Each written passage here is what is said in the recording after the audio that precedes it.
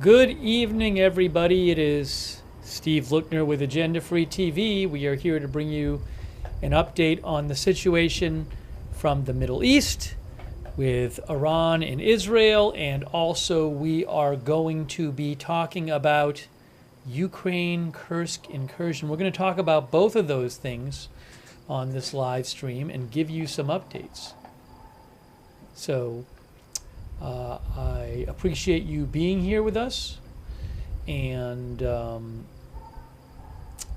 thank you to all of our moderators who are there. We have right now moderating, Ruth Krafasi is moderating. Thank you so much, Ruth, over there on YouTube.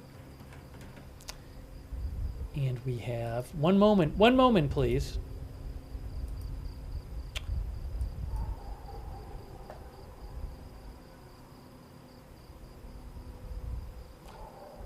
We also have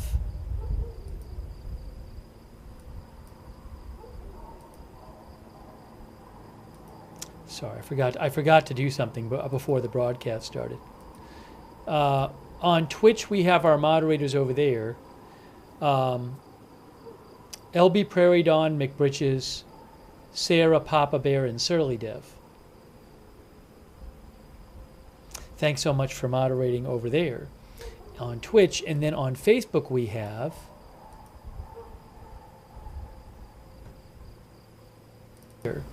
on Twitch, and then on Facebook we have Kay Lowry Body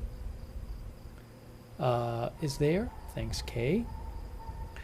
And Ronald Egnor is moderating. Thanks, Ronald. And all of our other moderators too. And Christina Neal is there as well. Thank you, Christina, for moderating. So, and a quick thank you to Largemouth Fisherman and Ty Shoes, and Donna Smith and John 905R for your support. I really appreciate it. Thank you. So I'm glad that we actually have this shot back. We haven't had this shot in a few days, this live shot. This is from the eastern part of the Lebanon-Israel border. I actually have two shots of the Lebanon-Israel border at the moment. It's not always the case, but I do tonight. So not that I'm expecting much to happen tonight, but hopefully they keep this shot in the future. This shot was around for a few days, and then it went away for a couple days, but it's back now. Hang on one second here. Let me just do something real quick. So that's the second shot. That's from the western part of the Israeli-Lebanon border. And then this is from the eastern part of the border. So I hope we keep having these two shots. I can't say for sure that we will, but I'm glad that we have, for now, both those shots. So we might have to put it in the corner a little bit tonight, depending on what we're talking about. Hey, thank you to Ty Shoes. Ty Shoes, that's so nice of you. And also, Sweetums, thanks for the gift memberships to some folks in the YouTube chat. I appreciate that. Sweetums63OLL, thank you. So we'll start by talking about the Israel situation. As many of you know, Israel has been waiting for an attack by Iran and also one by Hezbollah in response to a couple of assassinations a couple weeks ago. Israel is widely believed to have assassinated the Hamas political leader Ismail Haniyeh. That assassination was in Tehran, Iran. That was a couple weeks ago. And Iran has said that they are going to retaliate for that, but it hasn't happened yet. Also, Israel assassinated the top commander in Hezbollah, Fuad Shukr. And that assassination was also a couple weeks ago. And Hezbollah has said that they are going to retaliate for that. It's possible Iran and Hezbollah will retaliate together at the same time. But both of those are being waited for. However, there were ceasefire talks between Hamas and Israel, which started today and are going to happen at least until tomorrow. I don't know how long those are going on for. And there's reporting out there which suggests that Iran would hold off, and I would think Iran and Hezbollah would hold off from responding while these ceasefire talks are going on. I don't know how long they'll go on. I don't think they're going to go on that long, but they are supposed to go on at least until tomorrow. So I'm not expecting I wasn't expecting it last night, and I'm not expecting an attack tonight because it just seems to me that Hamas and Hezbollah and Iran are not going to attack during the ceasefire talks. They might as well wait an extra couple days, and then nobody can say that they interfered with the ceasefire talks. So, but we'll keep an eye on it.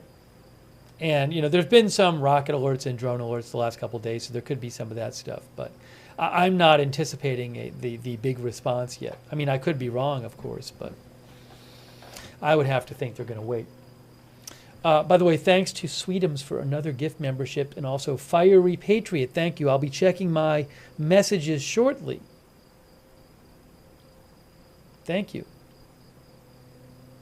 I want to talk a little about the ceasefire talks, get you caught up on that. Tracy Hoy doesn't think there'll be an attack at all. That's what Tracy thinks. What are we hearing from this? I turned the volume up. There's not that much.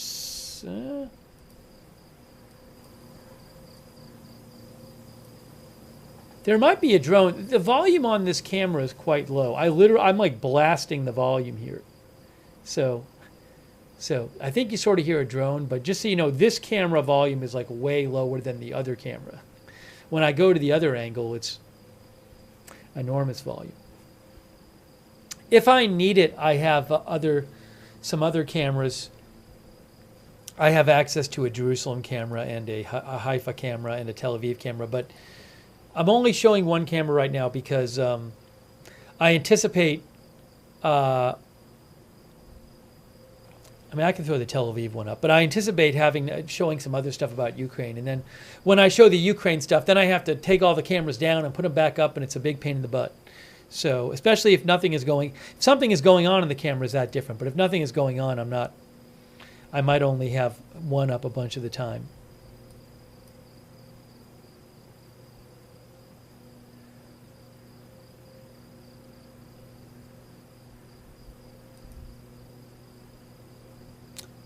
Right, so this is the Tel Aviv, but I want to shrink that down. I'll put this up top for a little bit, but I think a bunch of the time we're not going to have two cameras up because it gets to be it gets to be a bit of a pain when we're talking about other topics as well.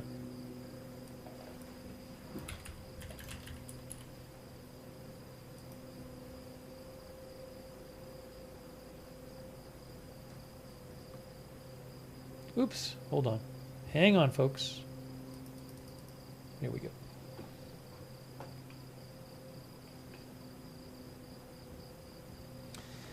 Cindy Edge says the ceasefire talks don't have anything to do with Iran, do they? Well, they do in the sense that, first of all, there's some reporting suggesting that Iran is waiting for the ceasefire talks to happen to respond to Israel, and that so is Hezbollah. There was a Reuters report a couple days ago that suggested this. I should show you that report.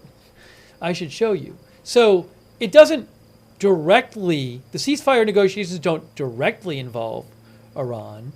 But, I mean, Hezbollah has said, I believe Hezbollah has said in the past that it will keep attacking Israel until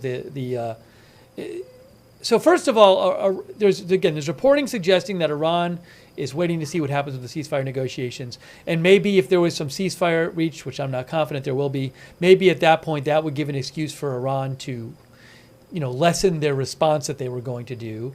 But also Hezbollah in Lebanon, which is an Iranian proxy group, a political party and militant force, ever since Israel started attacking in Gaza after October 7th, Hezbollah has said that they're going to launch attacks on Israel until Israel stops attacking Gaza. So,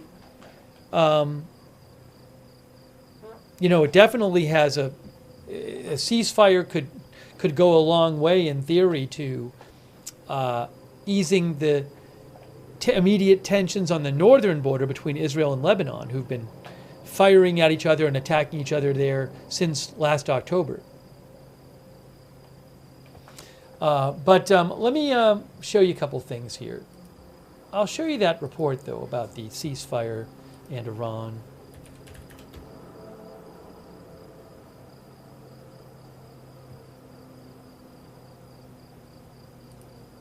Here it is, right here. I think this is important to look at this again. Oops. See, now I have to, let me just show you. I'll go back to the cameras, but for a second, I'm going to show you what we're looking at here.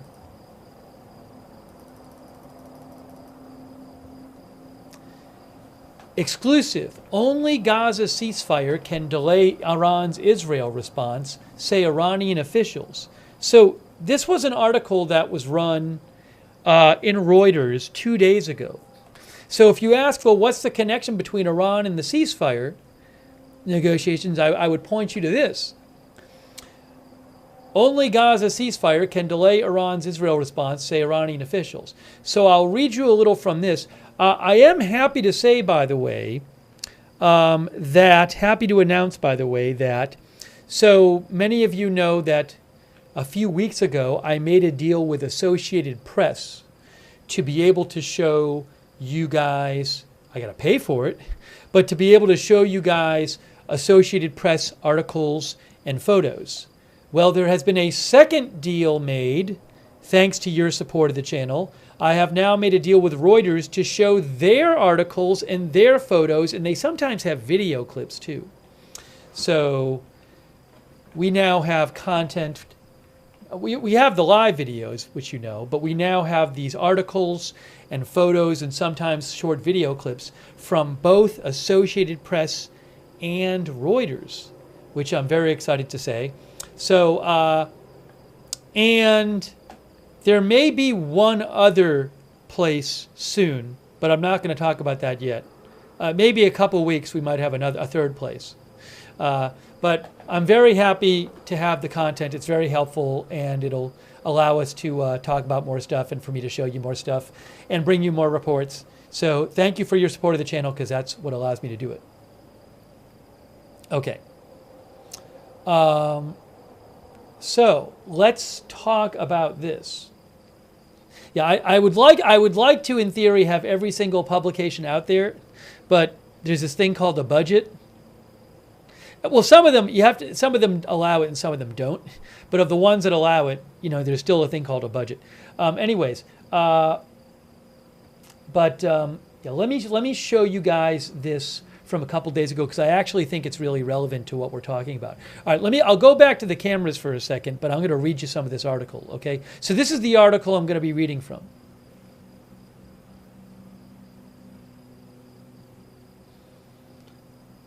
Let's see here.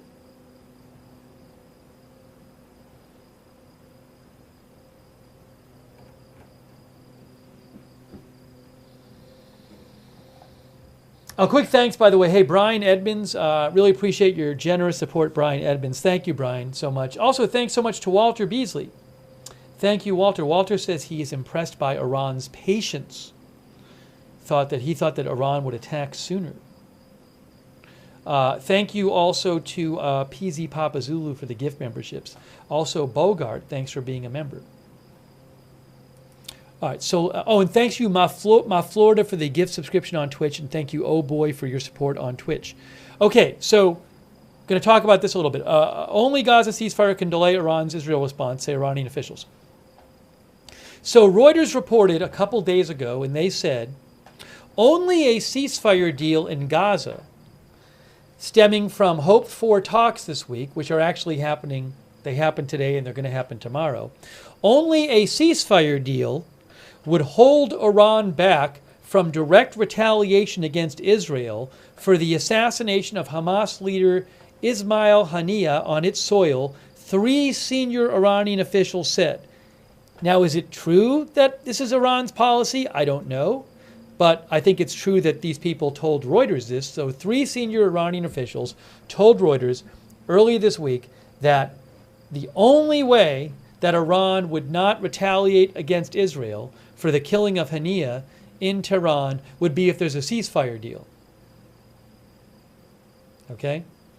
Iran has vowed a severe response to Haniyeh's killing, which took place as he visited Tehran late last month, in which Iran blamed on Israel. Israel has neither confirmed or denied its involvement. It's widely believed Israel did this.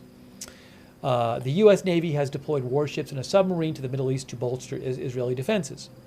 One of Reuters' sources, a senior Iranian security official, said Iran, along with allies such as Hezbollah, would launch a direct attack if the Gaza talks fail or it perceives Israel is dragging out negotiations. The sources did not say how long Iran would allow for talks to progress before responding. I'm going to read this again. One of the sources, a senior Iranian security official, said Iran, along with allies such as Hezbollah, would launch a direct attack on Israel if the Gaza talks fail or if it perceives Israel is dragging out negotiations. The sources did not say how long Iran would allow for talks to progress before responding. So, reports like this strongly support the conclusion that it is unlikely tonight that there would be an Iran or Hezbollah attack on Israel, which makes sense. Why would they want to attack during ceasefire negotiations when they could just wait a couple days? Because if they attack during negotiations, then people could say, you messed up the negotiations, even though that negotiations have been going on for months and months and months and months and months, and there's probably a really good chance the negotiations don't produce anything because they haven't so far. But regardless, this way, if they wait, they're not seen as messing with the negotiations. So I think it's this kind of report is really important. So I as I've said many times the last couple of days, I believe, Iran and Hezbollah have openly said they're going to attack Israel, but I believe that would happen after these negotiations play out a little bit. But I don't know. The negotiations could be done tomorrow. We know they're supposed to meet tomorrow, but that could be it. I don't know what's going to happen. Maybe tomorrow Hamas will release some statement saying, this round of negotiations is a failure or something.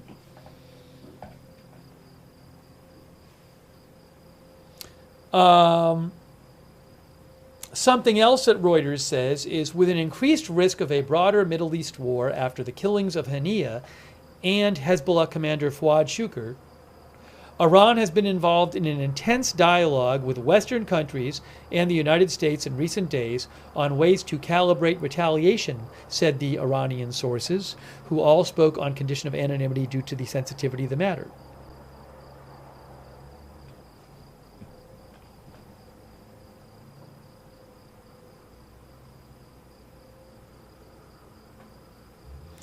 In Israel, Reuters says, many observers believe a response is imminent after Supreme Leader of Iran, Ayatollah Khamenei, said Iran would harshly punish Israel for the strikes on Tehran. Iran's regional policy, says Reuters, is set by the elite Revolutionary Guards, who answer only to Supreme Leader Khamenei, the country's top authority.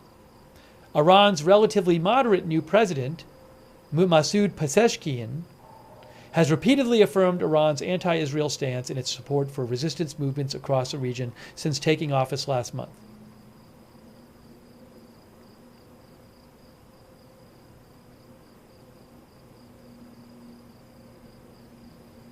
Okay.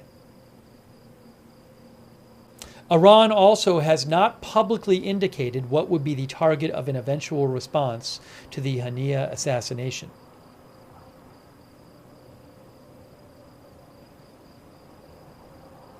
Let me just read you one more thing for this article, then I'll take a couple questions. Just a reminder, on April 13th, 2 weeks after 2 Iranian generals were killed in a strike on Tehran's embassy in Syria, Iran unleashed a barrage of hundreds of drones, cruise missiles, and ballistic missiles towards Israel, which damaged 2 air bases, but almost all of those weapons were shot down before they reached their targets. Farzin Nadimi, a senior fellow with Washington Institute for Near East Policy, told Reuters that Iran wants this response to be much more effective than the April attack. The expert Nadimi said such a response would require a lot of preparation and coordination, especially if it involved Iran's network of allied armed groups opposing Israel and the United States across the Middle East, with Hezbollah the senior member of the so-called Axis resistance. So, again, there is reporting. I just read you an article which says that Iran and Hezbollah are going to hold off, give these ceasefire talks a chance. I don't know how much longer these ceasefire talks are going to go on. They're going to at least go on for tomorrow. But, and the headline of the article literally says, only Gaza ceasefire can delay Israel's response. Only Gaza's ceasefire can delay Iran's Israel response, say Iranian officials. So that suggests there is an important connection between these ceasefire talks going on and possible Iranian and Hezbollah response.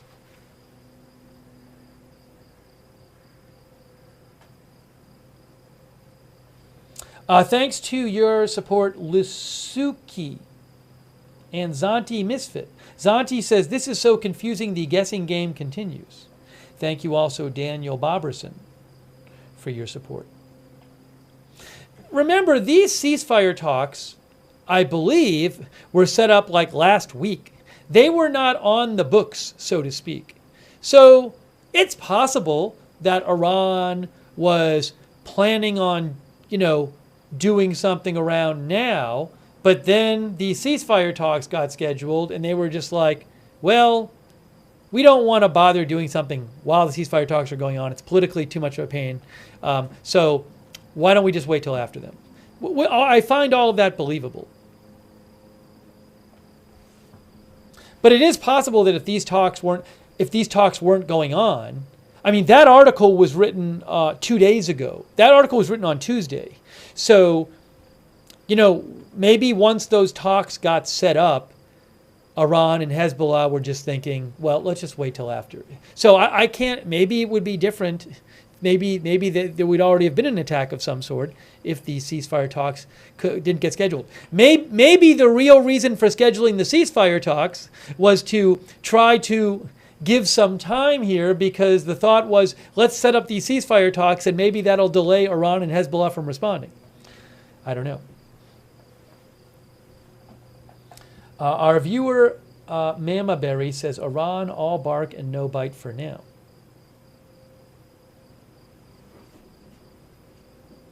But they have said they're going to respond. We'll see what happens. But I wouldn't assume they're not going to respond because they haven't yet.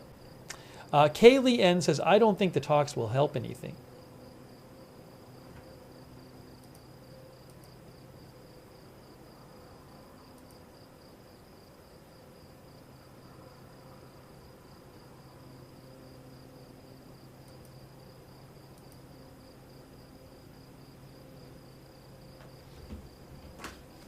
Hang on a second here. You can write to me on X @Lookner.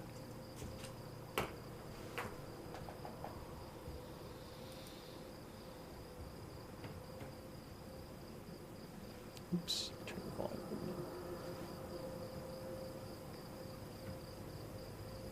We can hear the crickets on this border shot. As I mentioned, the big shot, not the little the one in the little box is Tel Aviv, but on the top, the one on the top of the screen is Tel Aviv.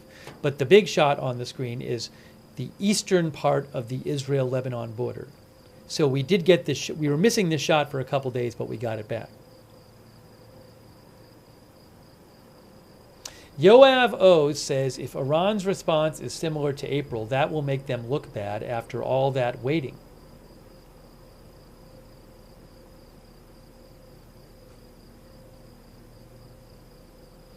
I'm Darkfire007 says, back out and look weak, try and fail, look weak, succeed and get flattened for their trouble, no win scenario for Iran. Guys, I do not have, I keep getting asked this, I do not have live cams of Ukraine or Kursk. There are no live cams that I'm aware of Kursk showing the Kursk offensive. In fact, it's very, very difficult to find out, up to the minute details, or even up to the several hour details of what's going on in Kursk. But there are not live cams screaming what's going on there. I'm getting repeated requests for live cams.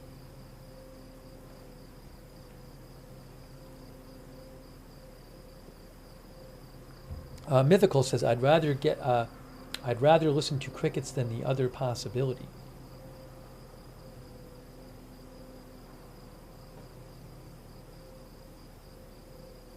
Naked Grandma on X says the talks give time for a U.S. aircraft carrier to get in position. Well, there is already one U.S. aircraft carrier in the region. There's a second one going there, which is not in the region yet. It's on its way there.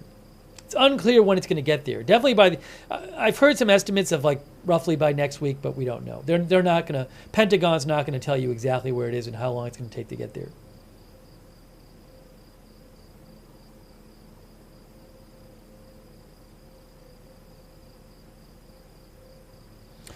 Yashem Halem, our viewer, thinks a ceasefire with Hamas is just appeasement, letting them get ready for another October 7th. Israel isn't playing games anymore.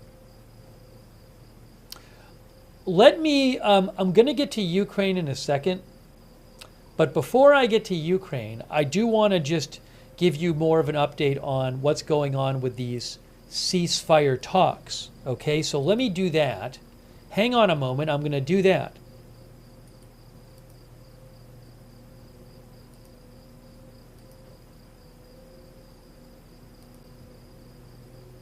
And then we'll talk about Ukraine some.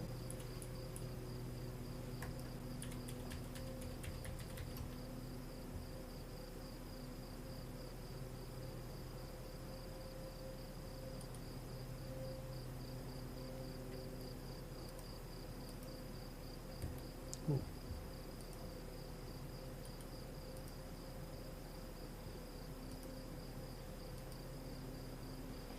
Here is another Reuters article, by the way. It says,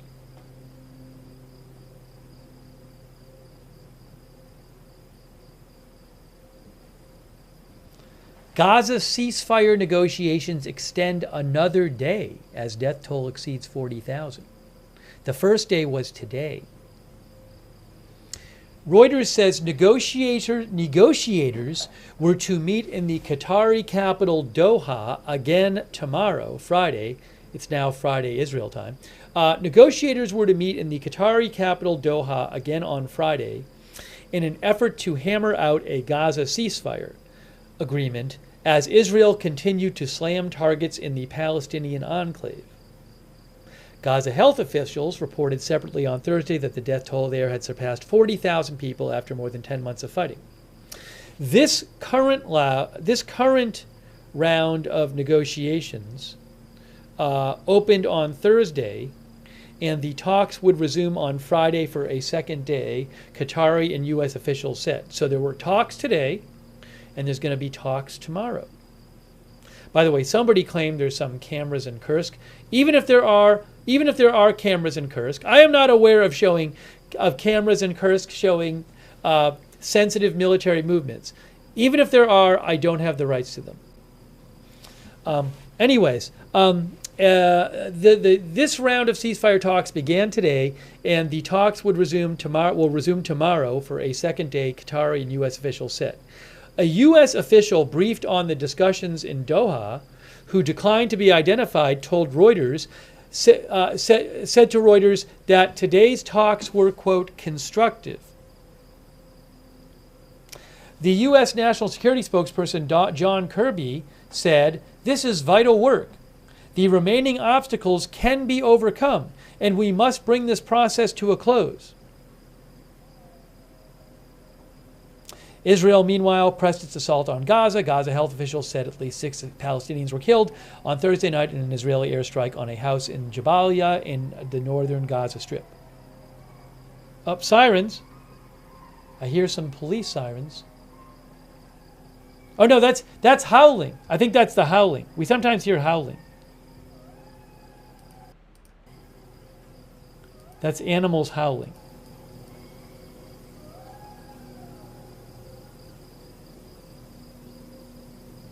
Not howling anymore.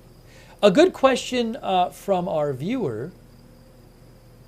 A couple things. First of all, Birdbeast says, sounds like a deal is close to being made. I'd be careful because we have heard American officials say for months now that a deal is really close. So I'm not going to read too much into what they say. Also, our viewer named JR says, is Iran attending these talks? So in that article I was reading you about 10 minutes ago from Reuters, it said that Iran might attend the talks, like Iran might have people at the talks as like an observer, not in the room. It said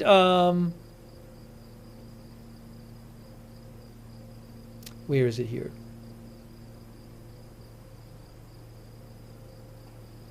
Iran's mission, where is it here? 2 senior sources close to Lebanon's Hezbollah, first of all, Iran, 2 sources said, was considering sending a representative to the ceasefire talks. However, they said the representative would not directly attend the meetings, but would engage in behind-the-scenes discussions to maintain a line of diplomatic communication with the U.S. while negotiations proceed. So I don't know if anyone from Iran is like in Doha, not in the room, but talking to people in the talks when they're not in the talks, if that makes sense. That I don't know. I'll let you know if I hear anything on that.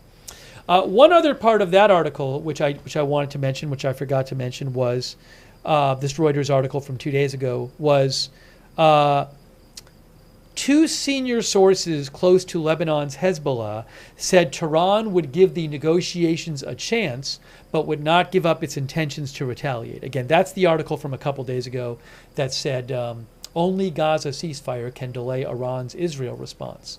And it said that Iran and Hezbollah would basically give these ceasefire negotiations a chance, but if they didn't work or they thought they were getting dragged out, then they would launch their response to Israel. And I was just showing you a little more of this article from today from Reuters about the Gaza ceasefire negotiations. Let me just see if there's anything else in here I want to mention.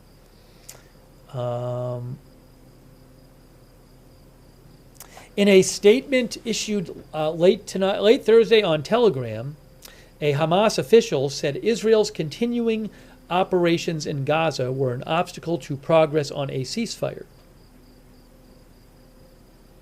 He said talks must move forward toward implementation of a framework agreement accepted previously and achieve a complete ceasefire, withdrawal of Israeli forces from Gaza, return of displaced Palestinians, and a hostage exchange deal.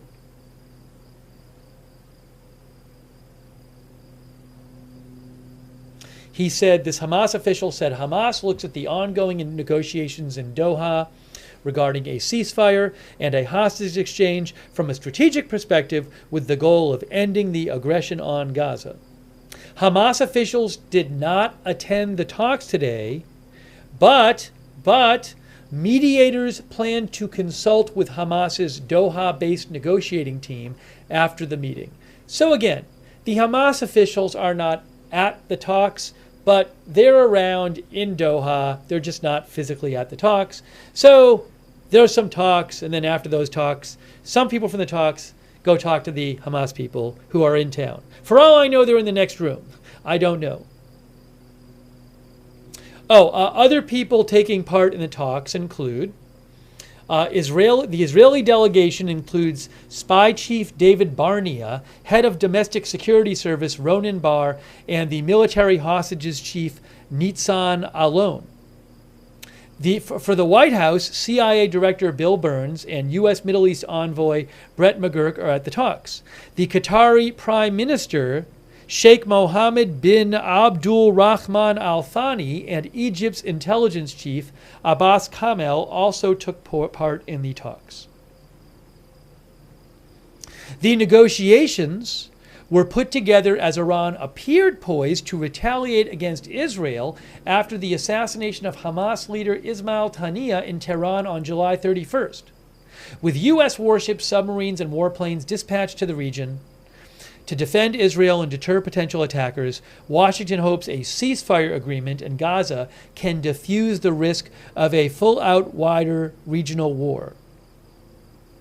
Israel and Hamas have each blamed each other for failure to reach a deal, yet neither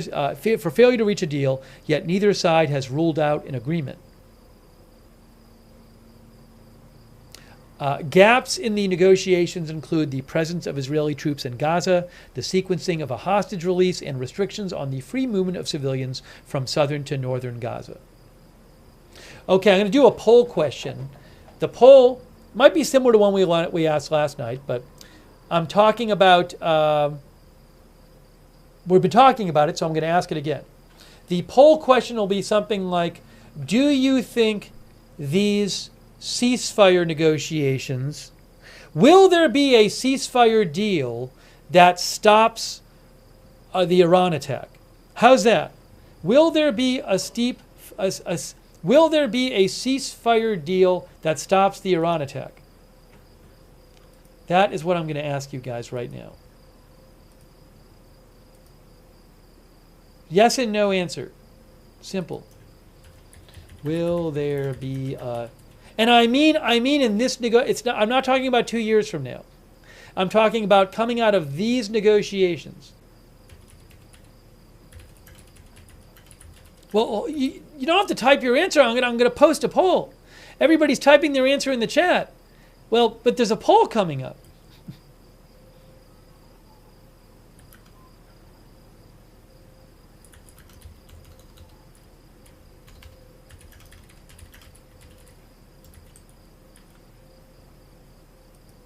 Okay, I posted it there on YouTube.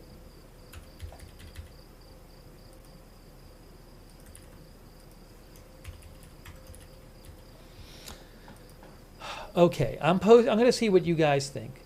If everybody didn't exhaust themselves typing their answer rather than putting it in the poll. Let's see here. Over there on YouTube, YouTube is not optimistic. 86% say no, there will not be a ceasefire deal that stops the Iran attack. Let's check and see if there's any more optimism over there on Twitch.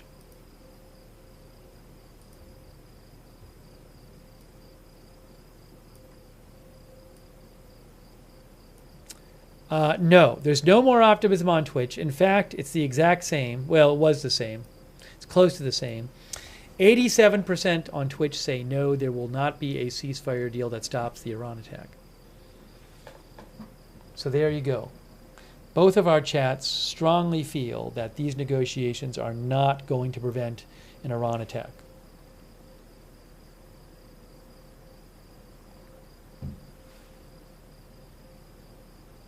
Petrified 7 thinks Iran would like a deal as a way to save face.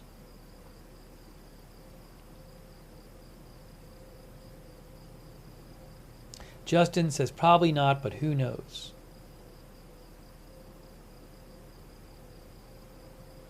Jojo I Am says no surprise there. Josh D says I said no, but would love to be wrong. Horse Whisperer says, I also don't think Israel will strike a deal right now. Maybe we'll talk more about this a little later, but there is this question, can Netanyahu even make a deal? Because Netanyahu is only in power because part of his ruling coalition includes some right-wing political parties. Oh, it's a dog. Some far-right political parties, and representatives, officials in those parties have said that if Netanyahu agrees to a ceasefire before Hamas is completely defeated, then they have said they will pull their support from Netanyahu's government, and then Netanyahu will no longer have enough support to be prime minister, and then there would have to be new elections, which Netanyahu would there's a decent chance he would lose. So there's one school of thought that says Netanyahu will never agree to a ceasefire because he would lose power in Israel if he did. Now I'm not saying that's what you need to think, or I'm just saying, I'm just passing along this one school of thought. Silent Ninja thinks Netanyahu will not agree to a ceasefire. Tashi Cat says, I voted no, I don't think it's going to happen. Unbearable thinks Netanyahu will do anything to stay in power.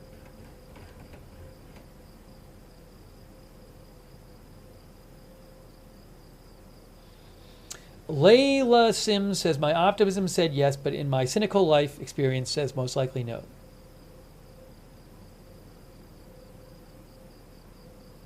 Ash Williams says, exactly, Bibi will go to prison. The Polar Cat says, what's the big deal if Iran strikes Gaza as attacked on a daily basis? Well, a big deal could be is if they strike Israel, that could start leading on a path to a regional war if they strike Israel and Israel feels that they need to launch a strong strike back. A.N. Corvin thinks Iran is looking crazy weak. Light Engine says both sides have a real hard time agreeing on anything. Brian Shai says Hamas has to go first before any deal can be made. All right. I appreciate you voting in the poll. So you guys are very close. 84-16 and 85-15 in the two chats.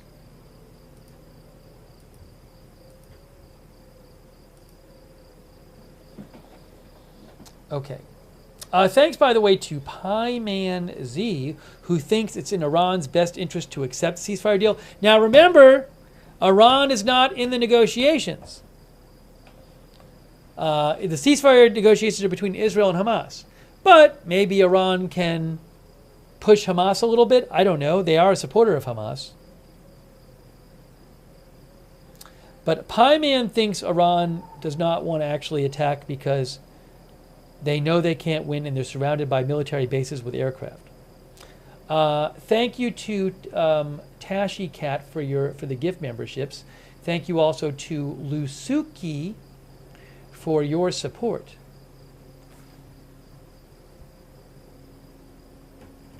All right, so what I want to do now is we talked a little about Israel and Gaza, Israel and Iran and Hezbollah. And I'm sure we'll talk some more about them. But for now, I want to talk about Ukraine a little bit. So what we need to do is I'd like to keep one of these cameras on the screen, but I think I'm going to put it in the corner and maybe get rid of the second camera because I want to show you some stuff about Ukraine, and I can't show you all the stuff at the same time. So here's what I'll do. I'm going to put this there. I'm going to put this in the corner. Oops. I'll fix it. Don't worry. Fear not. There you go. There it is. And then I'm going to, first of all, I'm going to show you something in a second. A map of Kursk. Let's do. We're going to go to the deep state map. Deep state map time, guys. So we're doing double coverage. Okay, so, oops, you can't see it. You'll see it in a second. Ha. Oh, no, wait. Hold on. Hang on a moment. Let me fix this. Now you can't see what I want you to see. Let's do this. This gets all strange here. All right, there's that.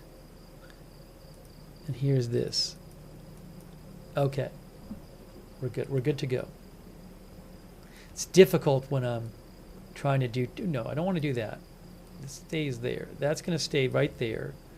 This will go over here. I see. We got it. Good. Great. Okay. So let's talk about this now. So this is the deep state map, which is a map I really like, and it's regularly updated, and it shows the situation in Ukraine and Russia with Russia's invasion of Ukraine and the ongoing fighting. You can get deep state map at deepstatemap.live. Deepstatemap.live. I'll actually put that link in the chat for you. How about that? I'm going to put it in the chat for you.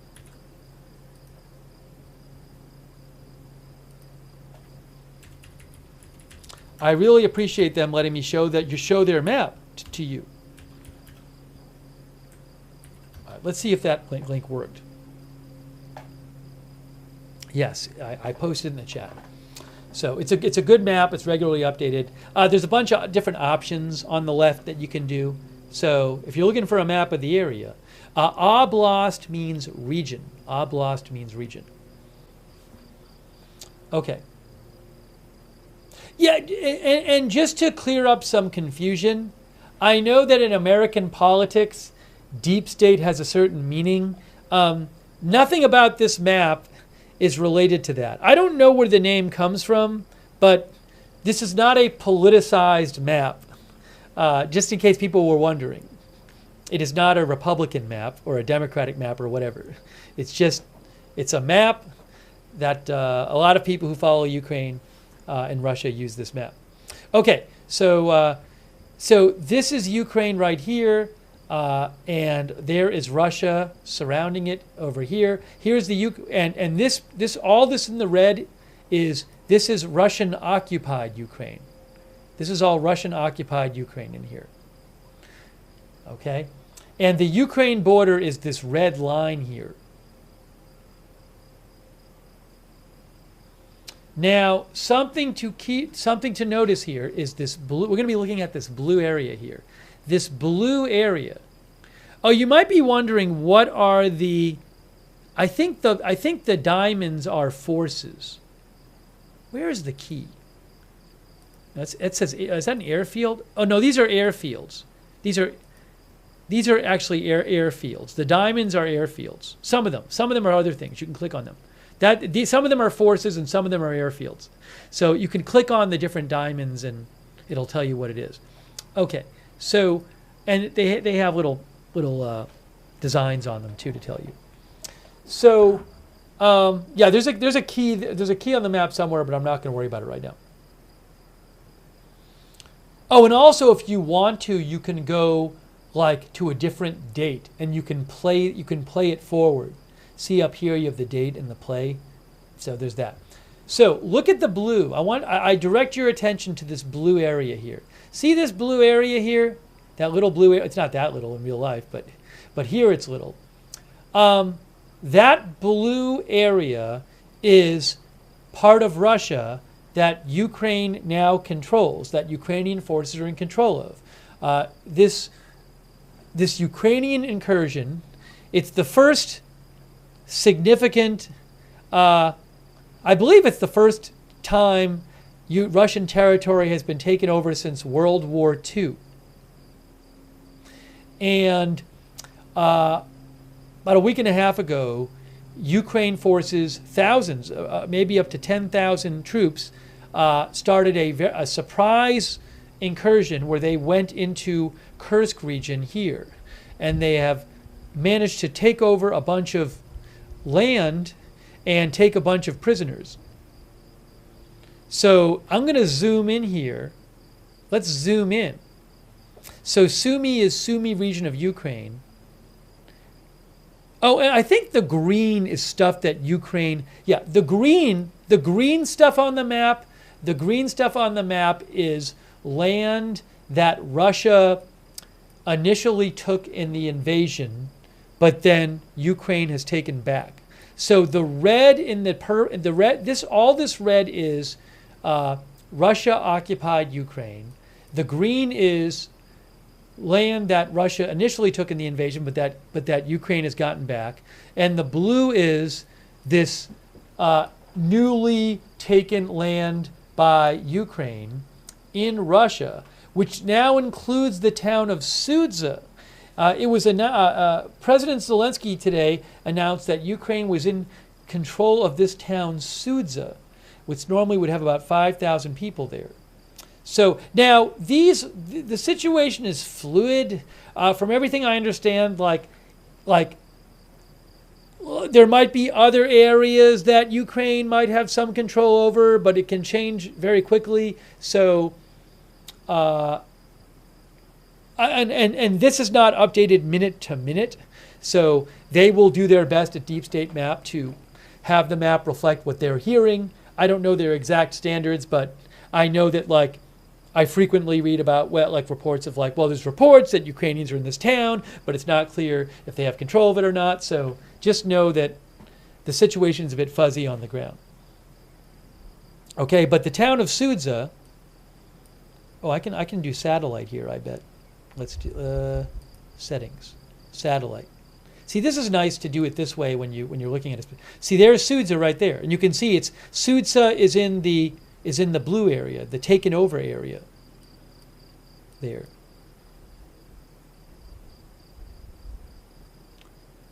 Okay, so Jesse's girl says still surprised that they got into Russia. So that was one big piece of news today, is that Ukraine announced that that they had taken the town of Sudzha. And just a couple things here. We'll talk about this, but how long Ukraine is going to stay there, unclear.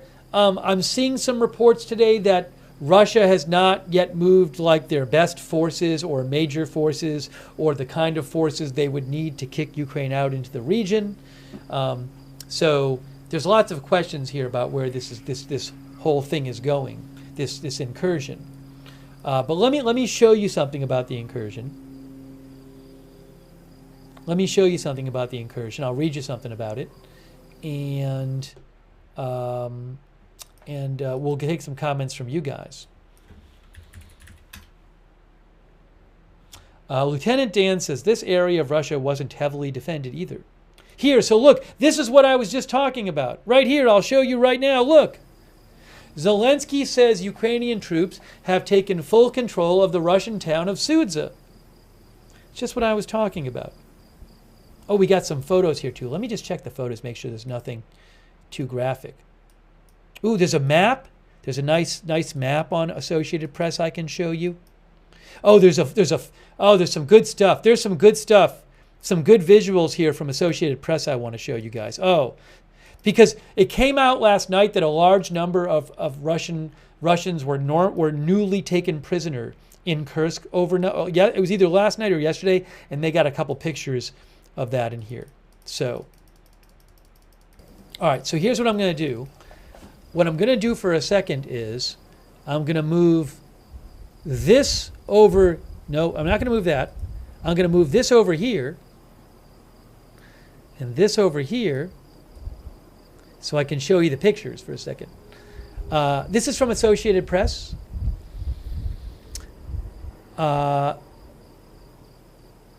This says Ukrainian servicemen atop a tank, bringing with them a sign reading Lubimovka village. They actually have a sign that says Lubimovka in the truck after returning from Russia. So where is Lubimovka? We can see on a map probably where that is. Can we find it there? It's going to be somewhere in here, I bet. I bet I can search it on the map. There's a little search box there. Is the search box going to work? Lubivmovka. Maybe it's spelled differently on AP than on the map. Lubimovka. Well, I don't know. I assume Lubimovka is somewhere in. I mean, it says the Russian. It says it says Lubimovka village. I assume it's somewhere in Russia. Hold on a second. Let me see if I can find this. I'd like to show you. I don't know. Lubimovka. I'm not seeing it. I'm not going to get hung up on that. Yeah, it might be spelled differently with like a Y instead of an I, as one of our viewers said. I don't know. This happens. Oh, I found it. I think I found it. No. No, I found a different one. Oh, I found it. I found it. I found it. It's Lyubimovka. Lyu. Lyubimovka. That's what I think it is. I'm taking way too much time on this, but I thought it would be interesting for you to see. Oh. Oh, sorry, I did this. I'm stupid. There it is. No, it's not. We want Kursk Oblast. I bet I did. Whatever. I can't find it. I can't find it, guys. Let's not worry about it right now. I found it on Wikipedia. Anyways, it says there's a Lyubimovka in Kursk region. We're taking way too long on this small point. Anyways, so that appears to be a picture of Ukrainian soldiers with the town, with a sign of a town that from Kursk region, which they took back with them to Ukraine. Okay, then explosions are seen on the horizon after Russian airstrikes near the Russian-Ukrainian border in Sumy region, Ukraine. Sumy is across from Kursk. Ukrainian servicemen ride atop a trophy tank after returning from Russia near the Russian-Ukrainian border in Sumy region. Sumy is the region in Ukraine which is across from Kursk. So this apparently is a tank that they took from Russia and brought back with them. Okay. People cover a roof with tarps after their house was hit by a Russian airstrike near the Russian-Ukrainian border in Sumy region. That's in Ukraine. A damaged Ukrainian tank returns from Russia near the Russian-Ukrainian border. Ukrainian servicemen ride atop a trophy tank after returning from Russia. Ukrainian servicemen ride atop a tank after returning from Russia. There's a couple of this is sorry. Oh, here's a graphic here.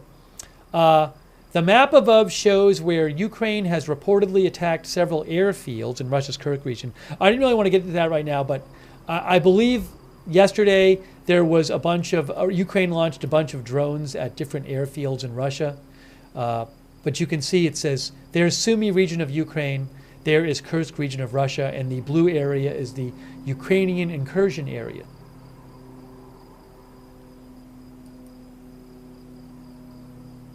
Okay. Hold on. I wanted to show you this photo. In this photo, provided by the Ukrainian Security Service press office, over 100 Russian prisoners of war captured by a security service special unit during one military action are seen in a shelter in Kursk on Wednesday. So there were several photos and videos of this incident, and I don't know the specifics of it, but I reposted some of them last night. But something happened in Kursk where somehow over 100 Russians were taken prisoner of war at the same time, according to multiple reports. There's other different angles of this. Now it's not all in the same. Like this is them in this location, but there's a couple of shots of them outside, like lying down as they're going to be taken prisoner. I don't know how this happened and who they are and all that stuff. What will they do with them? Well, they have to keep them, and then I believe Zelensky has said he's hoping to exchange them for Ukrainian prisoners. But I remember seeing that photo last night on the web. There's another photo of the prisoners too.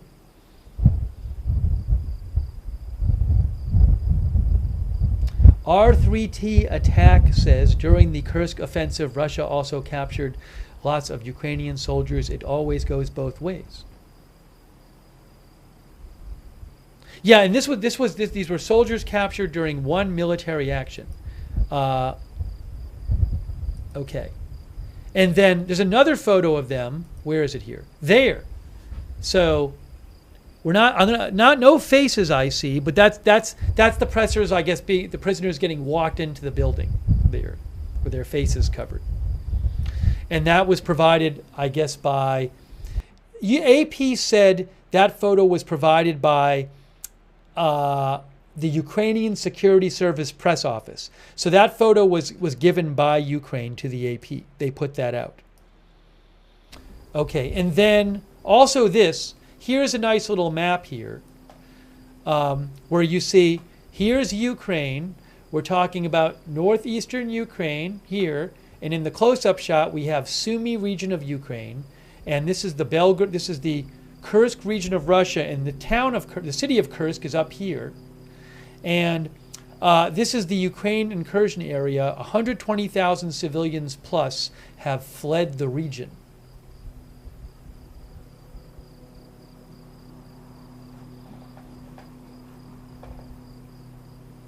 The crickets again they're coming from the shot of, oops, by the way, I did this, from the Israel-Lebanon border I have here. So I'm sure you can figure that out, but that's where the sound is coming from.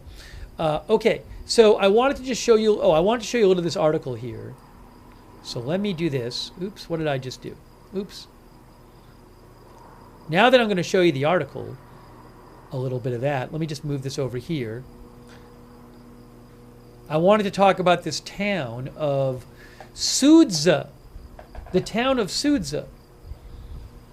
Ukrainian President Zelensky said Thursday that his country's troops had taken full control of Sudza. Oh, and I'll show you on the map.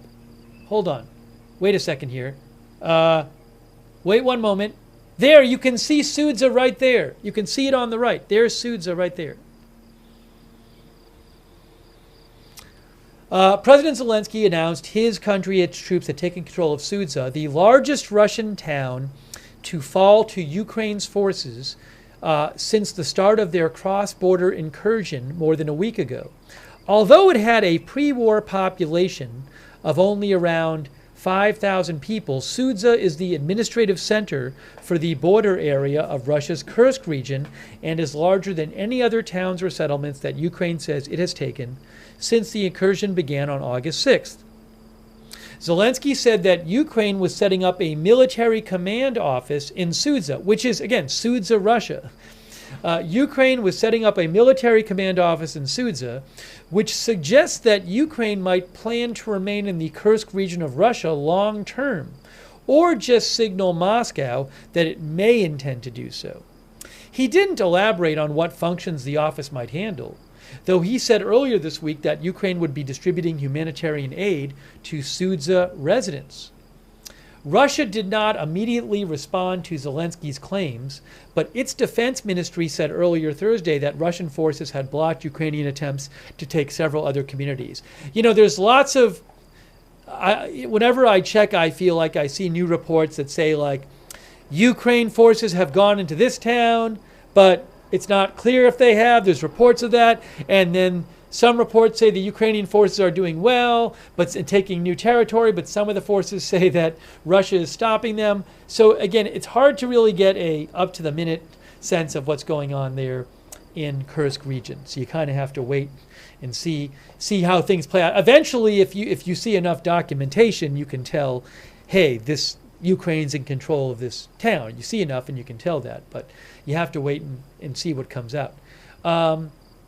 The surprise Ukrainian incursion into Kursk, Russia, says AP, has reframed the war and caused chaos in the Kursk region, leading to the evacuation of more than 120,000 civilians, according to Russian authorities, and the capture of at least 100 Russian troops. I believe it's hundreds now, according to Kyiv. President Zelensky said one of the reasons for the incursion was to protect neighboring Ukrainian regions. The more that Russian military presence is destroyed in the border regions, the closer peace and real security will be for our state. The Russian state must be responsible for what it has done, he said on Thursday. Russia has seen previous raids of its territory in the war, small ones. But the Kursk incursion is notable for its size, speed, and the reported involvement of battle-hardened Ukrainian brigades and the length of time they have stayed inside Russia. As many as 10,000 Ukrainian troops are involved, according to Western military analysts. The incursion marks the first time foreign troops have invaded and held Russian territory since Nazi Germany did it in World War II. Again, the incursion marks the first time foreign troops have invaded and held Russian territory since Nazi Germany did it in World War II.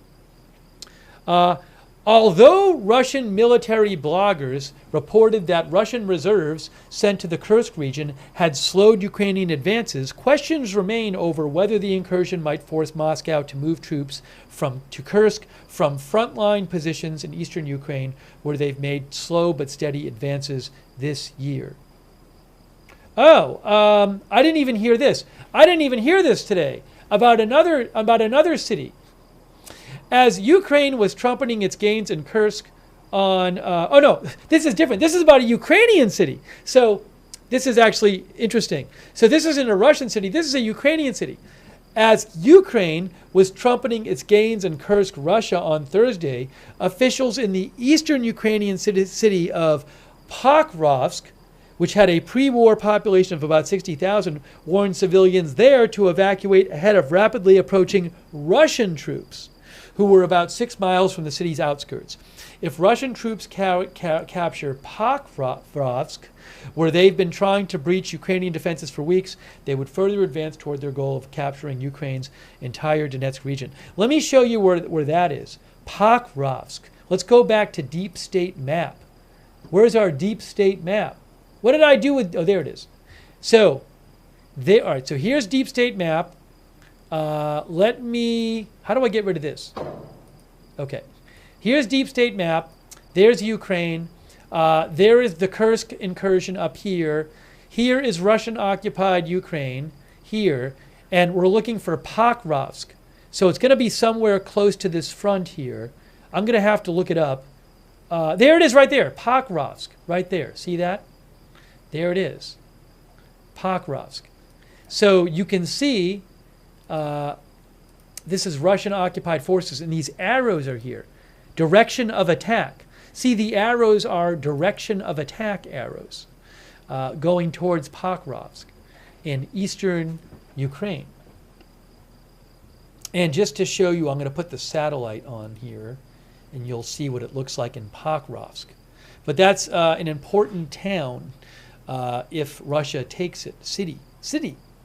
Pre-war population of 60,000 people. Oops, I know it's a little hard to see. Pokrovsk. By the way, a reminder, this map, which I like a lot, is called Deep State Map. You can find it at deepstatemap.live, deepstatemap.live, and you can look at it yourself if you'd like. And, it says, see, you can put on the airfields, arrows, headquarters, units, NATO standards, blah, blah, blah, blah, blah. And there's dark theme. Anyways, but I really appreciate Deep State Map letting me use their map on the air. No, they are not a sponsor. They are not a sponsor. I'll tell you if somebody's sponsoring me. Nobody's sponsoring me right now. If you have lots of money and you want to sponsor me, please reach out. Let me take. As I mentioned, they announced. Ukraine announced it took this town of. I'm drawing a blank right now. What is it? The town of Sudza in Ukraine, and their incursion continues. Oh, I did see one interesting thing. One other interesting thing that I want to mention. Then I'll take some comments from you guys. But the thing I wanted to mention was, let me just look it up here. It was a report I saw today. Yes, that was in the New York Times. And the New York Times had a story about Ukraine today, and in the story about the Kursk incursion, and in the story it said that U.S. officials had said that Russia had not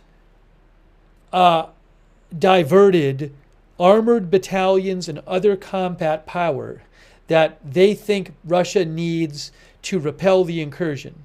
So Russia has reportedly sent some forces from other parts of Russia to fight against the incursion. But again, the New York Times said they talked to some U.S. officials who said that Russia hadn't really sent the full forces they need to, including the armored battalions and other combat power that they think they would need to repel the incursion. Why? I mean, Russia maybe thinks it's more important to have that stuff. You know, do they want to have that stuff somewhere else, or do they want to have it in Kursk, Russia? So, you know, there's pluses and minuses to doing these things. All right, let me take some comments from you guys. I've talked enough in this little segment. I want to hear from you. What are your thoughts on this situation with the Kursk incursion? Our viewer Daily Scratcher says Ukraine will move in Belgorod soon. So Belgorod Oblast is right here. So Oblast is a region. So this is Kursk region here. There's Belgorod region here. I know that some Ukrainians have been evacuated, not Ukraine, some Russians who live in Belgorod have been evacuated. I don't know if there have been any kind of like raids in Belgorod or anything. I might have to do a little search for that. Give me one moment. Let me look up something here. Maybe I can get you an update on that. Some of you, if you've been there's probably those of you who have been like following this more detail than I am, and you have more updated information on the whole Belgorod thing than me. But let me just see what I can find here. Hold on a second. Oh, it's right in this article we were reading. In the article we were reading, it mentions Belgorod. Look.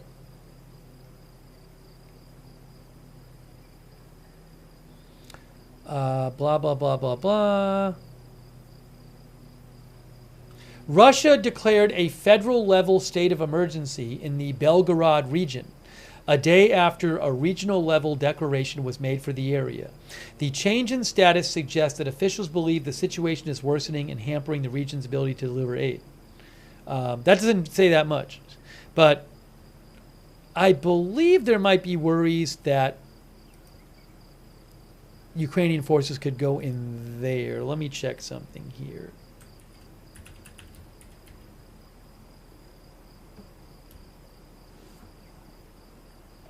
Dr. Globe says there is photo evidence of Ukrainian soldiers in Perot's Belgorod region. Let me check and see if I can find some more things about this. Give me a moment here. What I need to do is here, hold on, I'll leave this on the screen. Here, no, that's not what I was doing. Give me one moment. Give me one moment.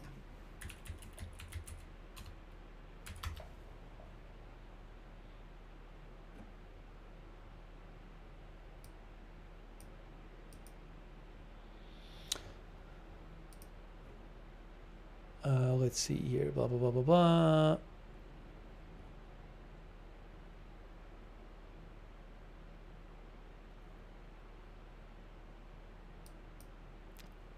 For what it's worth, oh, okay, yes. Well, no.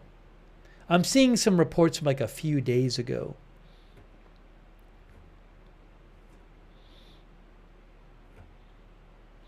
All right, anyways, if you have like Belgorod information, you can send it to me.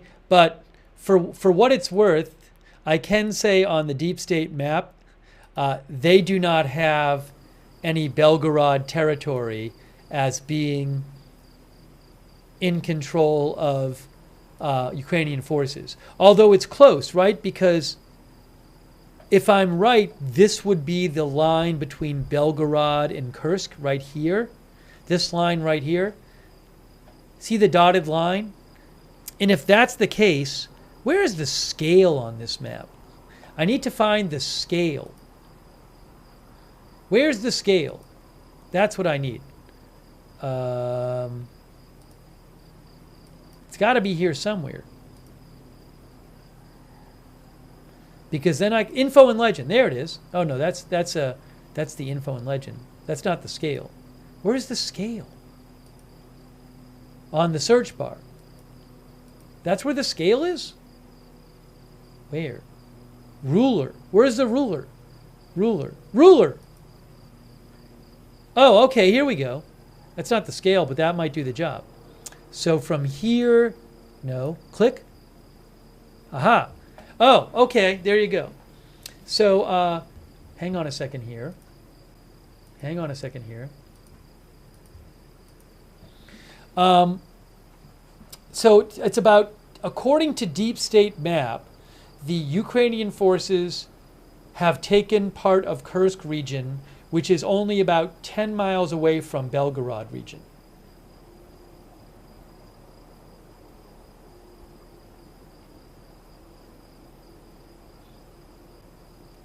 Okay.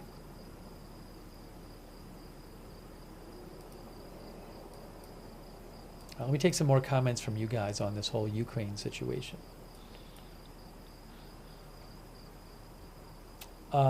By the way, thanks to Sweetums for the gift membership and also for the donation. Thank you so much, Sweetums63 LOL. Also, big thanks to Toyota Corolla, who says the German Bundeswehr just released a video of an analysis of the invasion of Kursk, Russia. We are reaching levels of irony not even the Onion could have come up with. Thank you, Toyota Corolla. Thank you also, Martin Gingrich, for your support. I appreciate that. Kelly McAllen says, do you think Ukraine would ever try to get Crimea back? I think they would love to get Crimea back. I think their goal is to get all their territory back. But that's going to have to be something that happens over time. It's not something they can do right now. Thank you to Anubis for subscribing on Twitch, and Bearded Seveth for subscribing on Twitch, and Whoshot JR for your support, and Warlord Gord for your support on Twitch. Also to Rusty BBB, who says if Iran and Hezbollah launch a big attack on Israel, the ceasefire will not last between Israel and Hamas at all. Guarantee. Interesting claim from Rusty BBB. Thank you, Rusty. Kender says, some of y'all dooming Ukraine, but they have done more than anyone thought they could. Anonymous Nobody thinks Kursk is not the war front. Ukraine is getting its butt kicked. Wow, that's what Anonymous Nobody thinks. By the way, Moscow is about 320 miles, I think, from Kursk. See, there's Moscow up here. Oh, I can use the ruler. Let's use the ruler again. We'll have fun with the ruler. 493 kilometers. I got to switch this to miles. I want imperial scale, right? So let's try the ruler again, see if that works. Boom. What happened? I did ruler. Ruler, ruler. Click on the map. First point. Why is it not letting me? Oh, there it is. I see. About 300 miles or so. Okay. Justin says Moscow is too far. 300 miles away.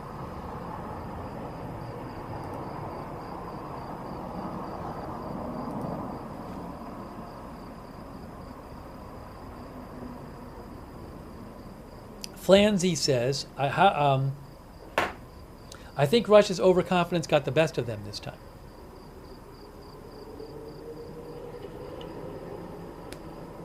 So when will Russia, when will either Ukraine leave the Kursk region or get kicked out of the Kursk region? That I don't know. I'm going to ask a poll question. Will Ukrainian forces still be in Kursk in 1 month? How's that? Yes or no question? Let's see what you have to say.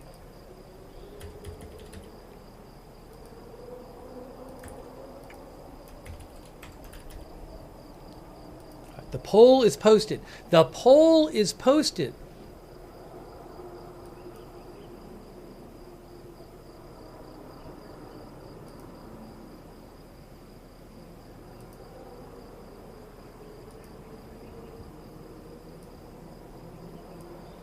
Okay, over on YouTube, here is what the vote is.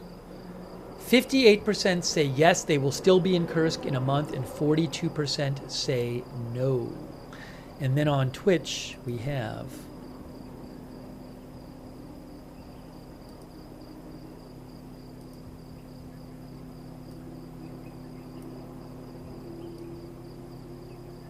66% say yes, and 34% say no. Paul Callaghan Fowler says it'll be hard. Lithrones thinks Russian army has no morale.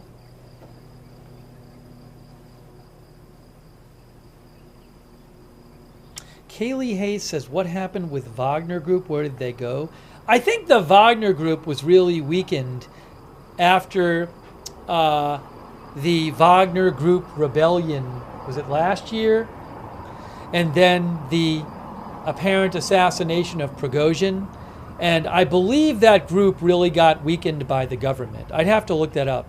I don't know if they technically exist, but I believe like a bunch of their soldiers, like the forces, like some of them were forced to go to other places or whatever. I have to look it up, but they're not nearly what they were. I'll look that up right now just to do it because I don't remember. All right. Well, anyways, it looks like a majority of you, more on Twitch than YouTube, think there will be forces there will be Ukrainian forces in Kursk in a month from now. Okay. You know what I'm going to do? You know what I'm going to do right now? I'm going to look it up this way.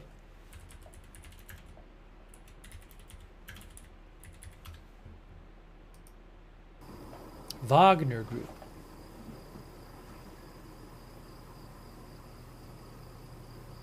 They should have stuff. Are they going to have stuff out here about after the rebellion in Wikipedia?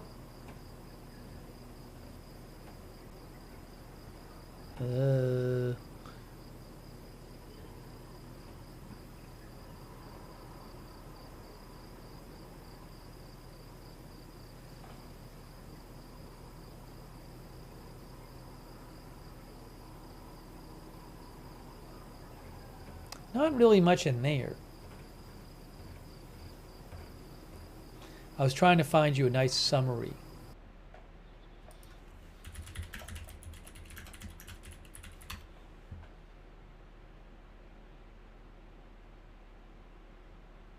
So, like, for example, in June, the BBC ran an article in June called, just 2 months ago, the headline is, "A year after mutiny, Kremlin controls Wagner remnants."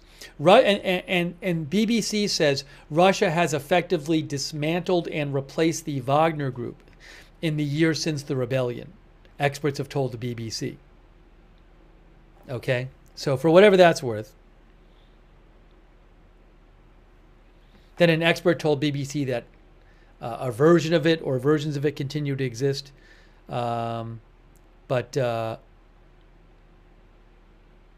Anyways, if you want to look at that article, the name of that article, you can Google it, is "A Year After Mutiny, Kremlin Controls Wagner Remnants."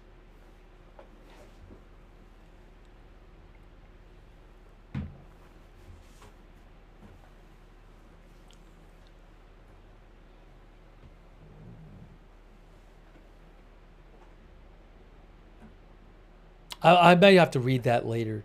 It's an interesting topic.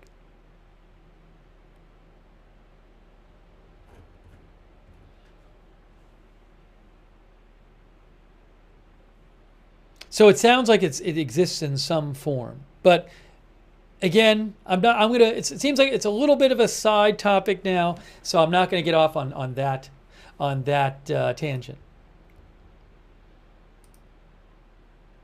Let me take a few more comments on Ukraine, then we'll jump back over to Israel-Iran.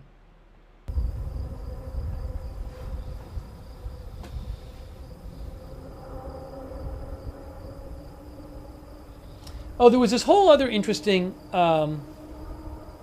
thing about, we didn't even talk, like, why is Ukraine doing this? We talked about this last night, and there's some different explanations have been.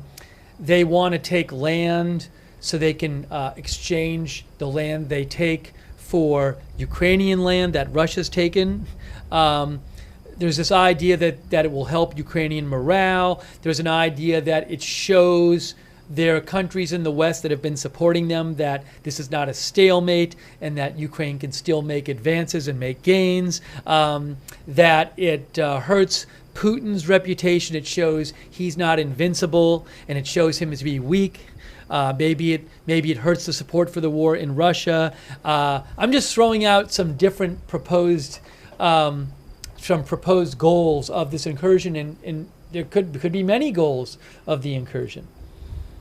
Oh, also getting Russia to move some of its forces from other parts of Russia where they've been making progress against Ukrainian troops. If they could get Russia to move those forces to Kursk to fight off the incursion there, that could ease pressure up on other parts of Ukraine. So there's all these different possible reasons, things like this.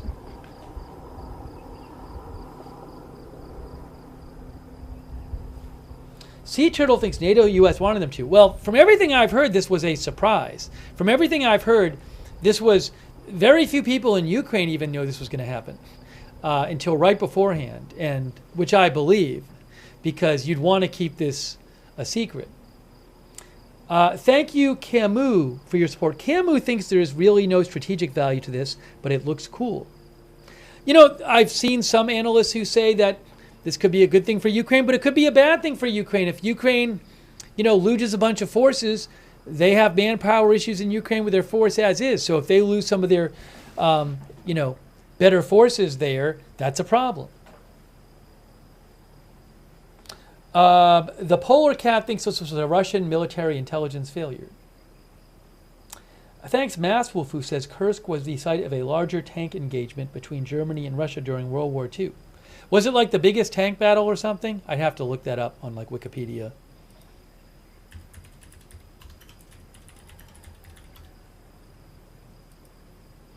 Wikipedia says the Battle of Kursk was a major World War II Eastern Front battle between Nazi Germany and Soviet Union, resulting in a Soviet victory. It was the single largest battle in the history of warfare, it says.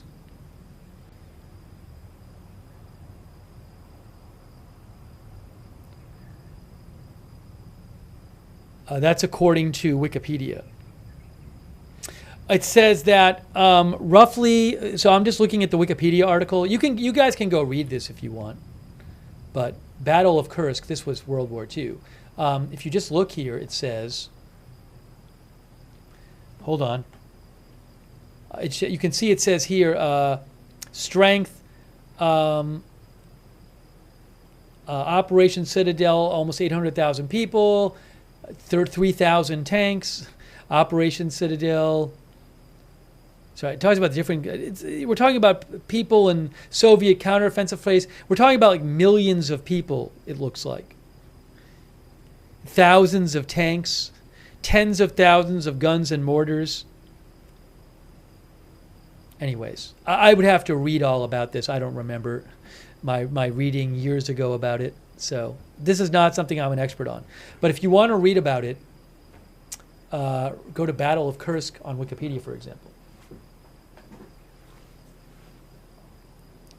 But it says the single deadliest armored battle in history.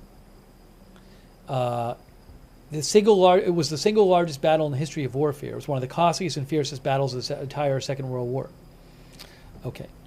Anyways, just wanted to mention that.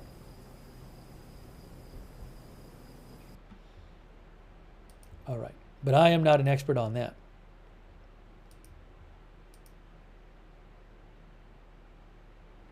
Let's get back to Ukraine and Gaza. Let's do that. Let's get back to that for a bit and talk about that a little more. Trying to cover both things at once here. So let me put the footage back on the screen here. What am I doing? We have that. We have that. Oh, it's getting light out there. It's getting light out. Look, guys. Oops, we didn't want to do that. It's getting light at the Israel-Lebanon border.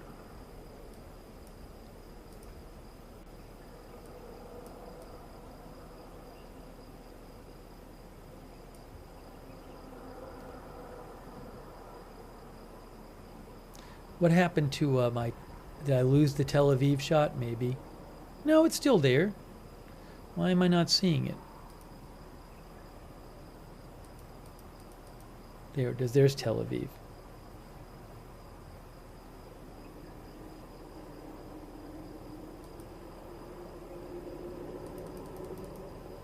There.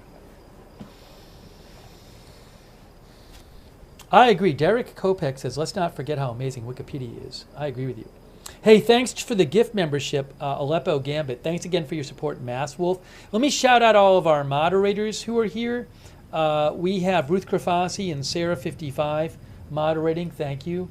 Hold on a second here. On YouTube. And hey, thanks for your kind words, Sabin Nation. And we have...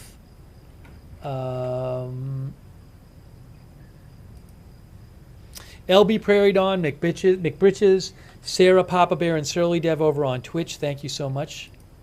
Oh, and Cerero and Good Luck Duck and Idaho Star. On Facebook, we have Ronald Egnor is there moderating. Thank you. Kay Lowry Body. I think Paul Anderson was there earlier. Thank you so much. Linda Belk and Larry moderate for us on X. Thank you. Thank you so much, Sylvia S., for your support. Sylvia says, Putin knows winter is coming. So do Ukrainians. Thank you so much, Sylvia S., for your support.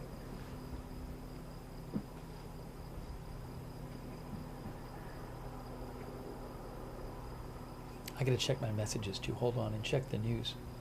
Our viewer, MLCDN on Twitch, thinks Ukraine is trying to relieve pressure off the other areas where Russian forces are making gains and hopefully inflict enough casualties to force Putin to issue a general mobilization.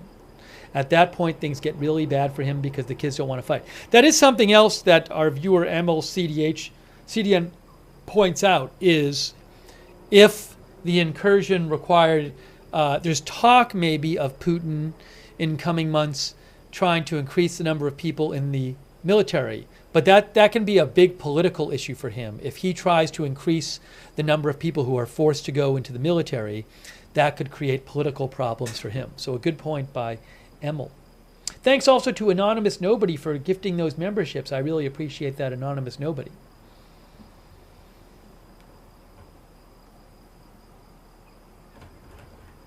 All right, hang on a moment here. Yeah, I'm glad we didn't have this shot the last couple days. This is the eastern side of the Israel-Lebanon border. I also have a shot from the western side of the Israel-Lebanon border. It's going to be loud. Hold on, I'll turn it down. Here's the other one right here. That's the other side of the border. So I hope we keep having these two shots. I hope we keep having those two shots because if stuff happens on the border, that gives us better coverage, obviously, to have two shots. I can't guarantee that we will, but at least for right at the moment, we have both of those shots, which I'm happy about.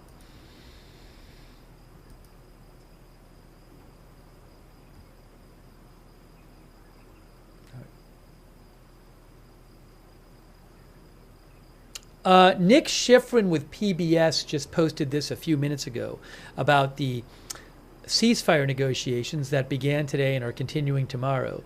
He says, regional official tells me the talks are difficult and the two sides are entrenched, and Hamas so far is arguing that it has already conceded enough and are not willing to entertain any new demands. So remember, I read you an article earlier in the broadcast, a Reuters article from a couple days ago that said Iranian sources told it basically that Hamas, that Iran and Hezbollah were holding off on their attack on Israel until the ceasefire negotiations played out a bit. But if they didn't produce an agreement, or it seemed like they were, being delayed by Israel or being stretched out, at that point, according to the article, that is when Iran and Hezbollah retaliate against Israel as they have promised they would. So we'll just have to see how things play out. Greeners says day-breaking news. Hey, thanks so much to Shaf for those gift memberships. Really appreciate it, Shaf. Thanks for the gift memberships. Make sure you thank somebody if they gave you a gift membership or a gift subscription.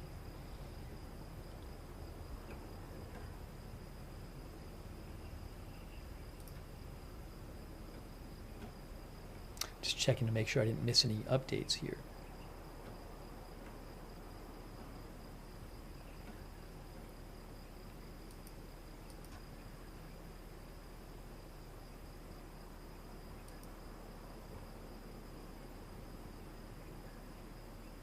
Somebody sent me a video from Press TV, which is Iranian state TV, but I can't just show their video because they're another news outlet. Stephen 2024. The title of it is Iranians from all walks of life demand justice for the late Hamas leader Ismail Haniyeh. Now that may be true, but at the same time, it is Press TV is, I want to be clear, is Iranian state TV. Thank you to our viewer Stephen for sending that to me.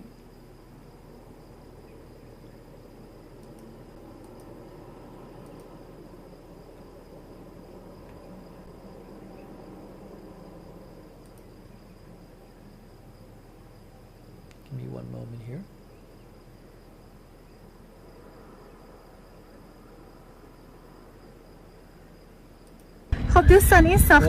Hold on. I can't play this here. I was sent an interesting video by... It's a video that was posted on Telegram by a channel I'm not familiar with, and it appears to be somebody riding on a cable car, and they're looking down at the building where Haniyeh was assassinated. So they just kind of they took a kind of a distant camera shot of the building, which looks the same as there were photos of that. There's photos of that building that have been out for a little while, but that's interesting video. I can't even link to it because it's not even a website. It's on Telegram. But thanks to Murph for sending that in.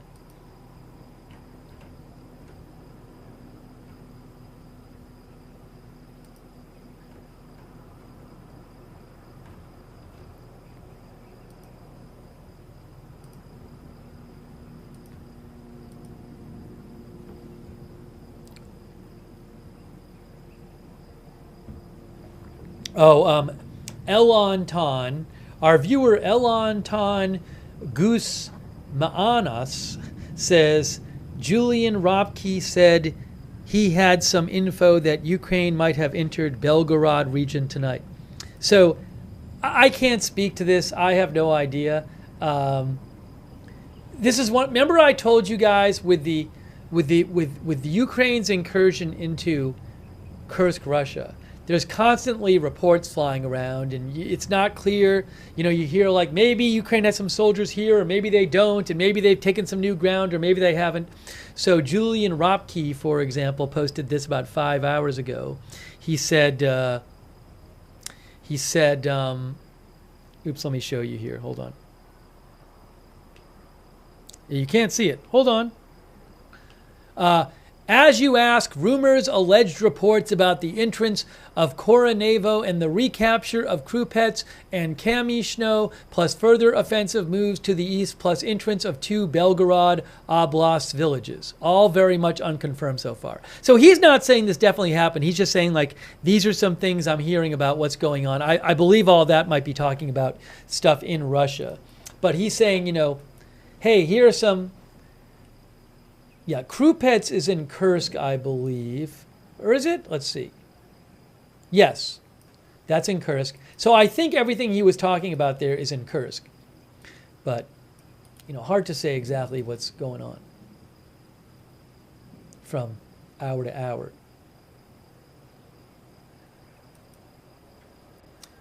But thank you, Elon Tan, for sending that in.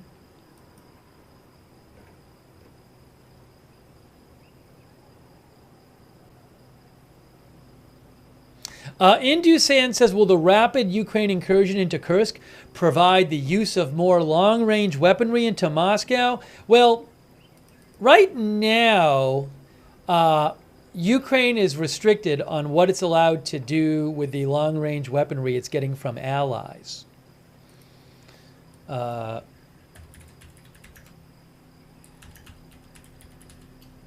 Like how far they can fire, like what kind of targets they can fire into them, they can use, and they're limited to, like, they can't just fire missiles at Moscow. Put it that way. They can't just fire American missiles at Moscow. I'll see if I can get you something about that.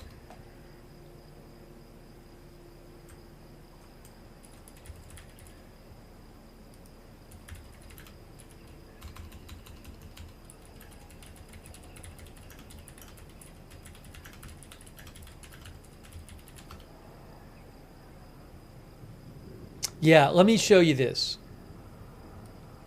I'll show you this. I'm trying. I don't want to linger on because I want to get back. I want to get back to Iran. I want to get back to the Israel-Iran story. So really quick. Let me just show you this real quick. I'll read you something. I'm going to be reading from this, but I'll leave the map. I'll leave the graphics. I'll leave the map. I'll leave the video up there. Complications loom for U.S. arms policy as Ukraine moves deeper into Russia. This is from Reuters. So while we're looking at Israel, let me just say, a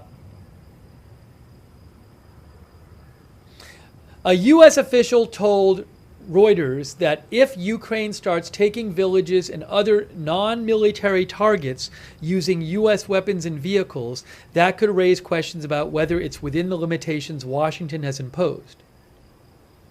A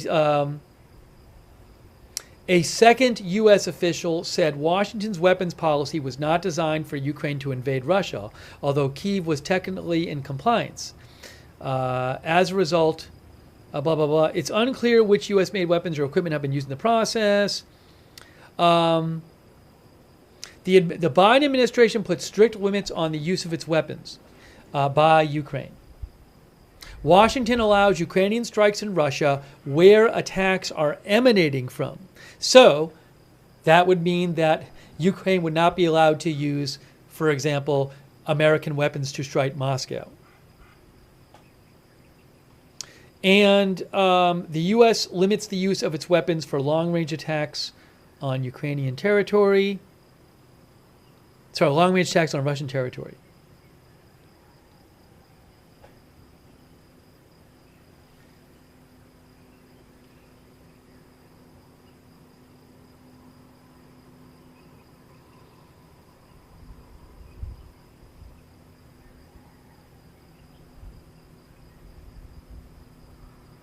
But what it says is the U.S. has expressed worries about potential complications as Ukrainian troops push farther into enemy territory in Kursk.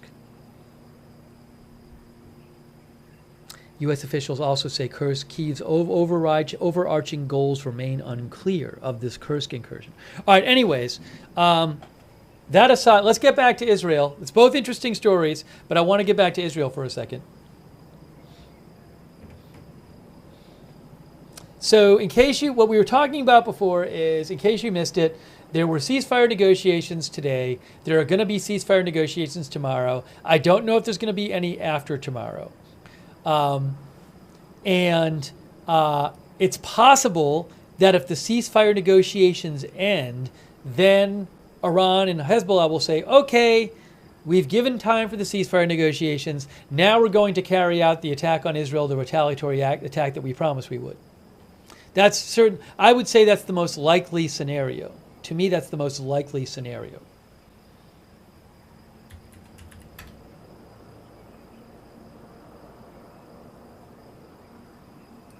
So let me just mention this right here.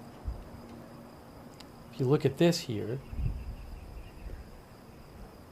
mediators hold new ceasefire talks and hope to head off a wider war. So I'll give you a little of this from AP while you can look at the lovely sun coming up on the Lebanon-Israel border there. Israel in the foreground, Lebanon in the background, and on top in Tel Aviv, Israel. International mediators held a new round of talks today aimed at halting the Israel-Hamas war and securing the release of scores of hostages, with a potential deal seen as the best hope of heading off an even larger regional conflict.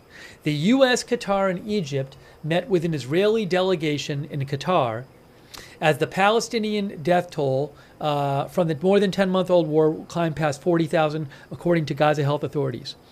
Hamas, which did not participate directly in the talks, accuses Israel of adding new demands to a previous proposal that had U.S. and international support and to which Hamas had agreed in principle.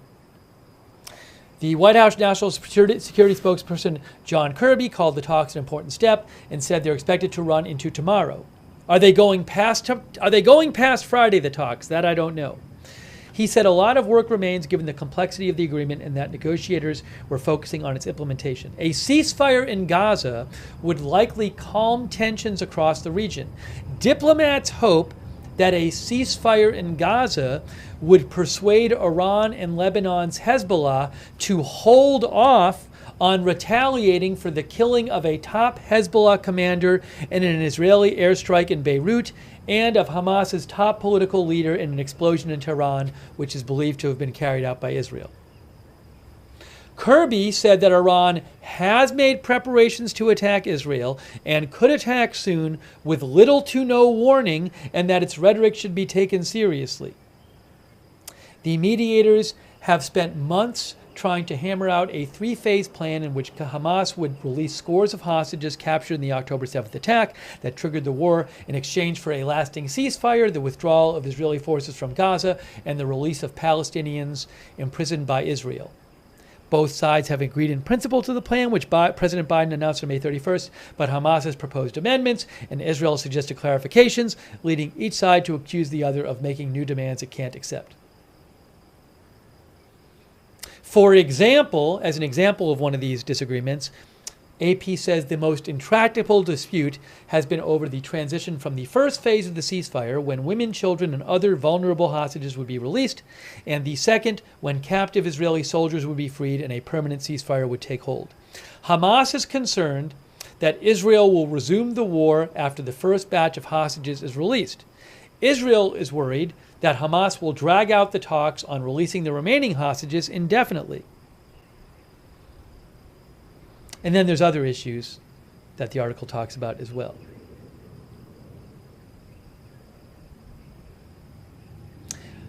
A little more background here. Iran and Israel traded fire directly for the first time in April after Iran retaliated against Israel for an apparent Israeli strike on an Iranian embassy compound in Syria that killed 2 Iranian generals.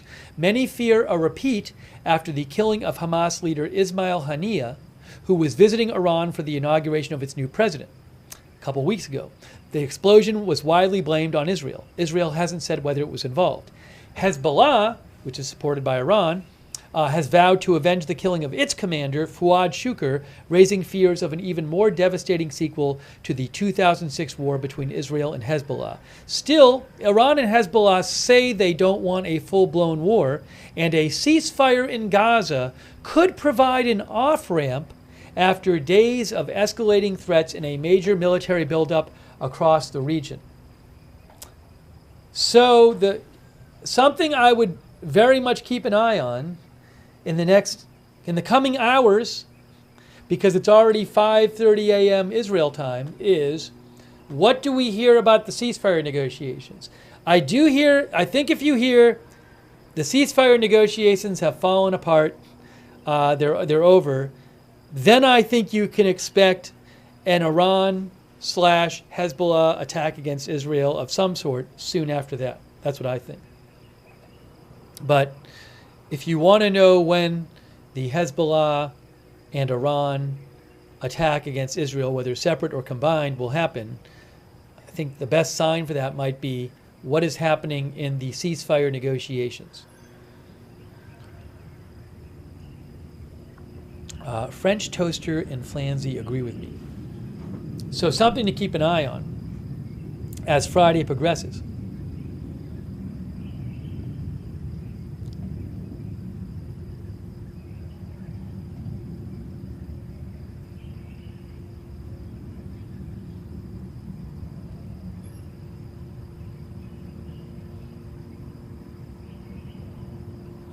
Connor Murphy says Hamas wants thousands of prisoners in exchange for the remaining hostages. The Palestinians are in jail for a reason. The thing is, though, I believe some of the previous prisoner exchanges between Palestinians and Israel have been lopsided numbers-wise. So that in itself, I don't think will be an obstacle.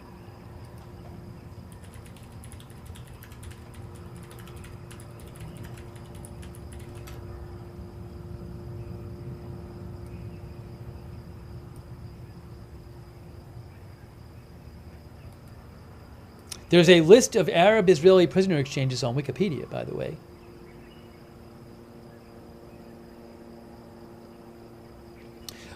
In 2011, there was an exchange where a captured Israeli tank gunner, Gilad Shalit, captured by Hamas, was released in exchange for 107 Palestinian prisoners held in Israel. That was in 2011. That's according to Wikipedia.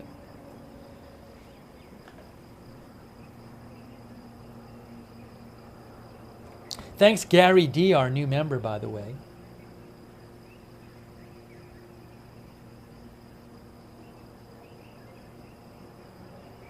Lithrone thinks Iran doesn't want to attack Israel because they know they will hit back harder than what they can dish out.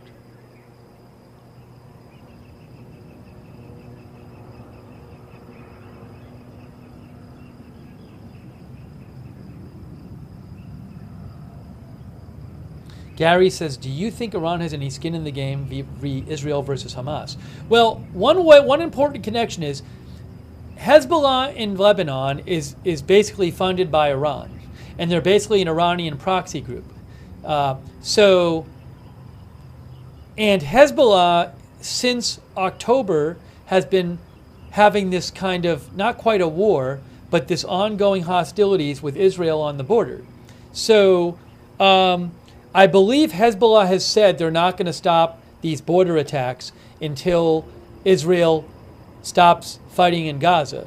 So, and there's a threat that like Israel at some point could launch some kind of ground incursion against Hezbollah. So, given how connected Iran is to Hezbollah, and given that Hezbollah has been fighting Israel in the north since the Israel-Gaza war started, and says it won't stop until the Gaza war stops. That's one way in which Iran is significantly impacted by what's going on in Gaza. Also, just as long as the Gaza war goes on, there will be demand in countries that don't like Israel for their governments to do stuff in support of the people in Gaza.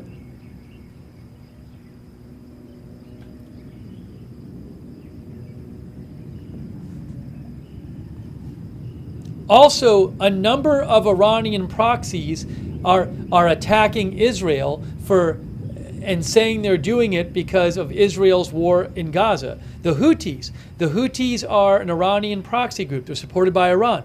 They have been attacking Israel and saying, we're attacking you because of what's going on in Gaza. But they're supported by Iran and probably directed by Iran to do. I mean, you'd have to think that Iran is directing these different groups to do this stuff. So they are involved in the situation via their proxy groups who are launching these attacks on Israel. That's one way in which they're involved.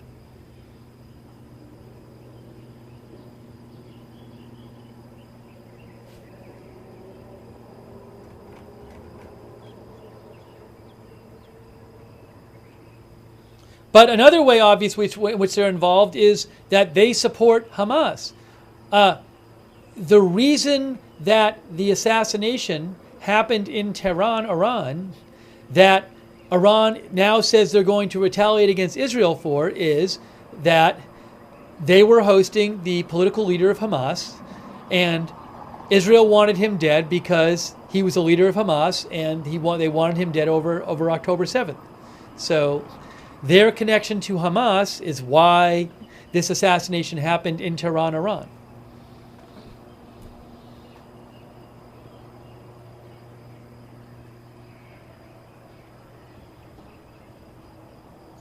TRB Music says, on October 6th, no one was at war in Gaza.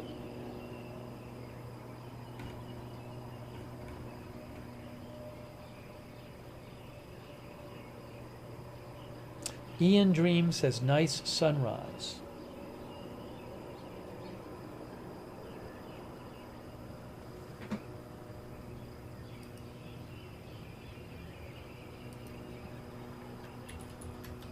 We don't really have any big updates from the ceasefire talks. I mean, the big update is that they're going to talk again tomorrow. Oh, Institute for the Study of War has a new Iran update out. Hey guys, this is interesting. I want to mention this. I like the Institute for the Study of War. They're really interesting. Here is their Iran update, August 15th. You can find their updates at understandingwar.org. They post military analysis. I will post a link to this article in the chat right now. But I want to read you something that they just came out with about Iran. They said Iran is likely trying to build operational surprise ahead of its expected attack on Israel. Interesting.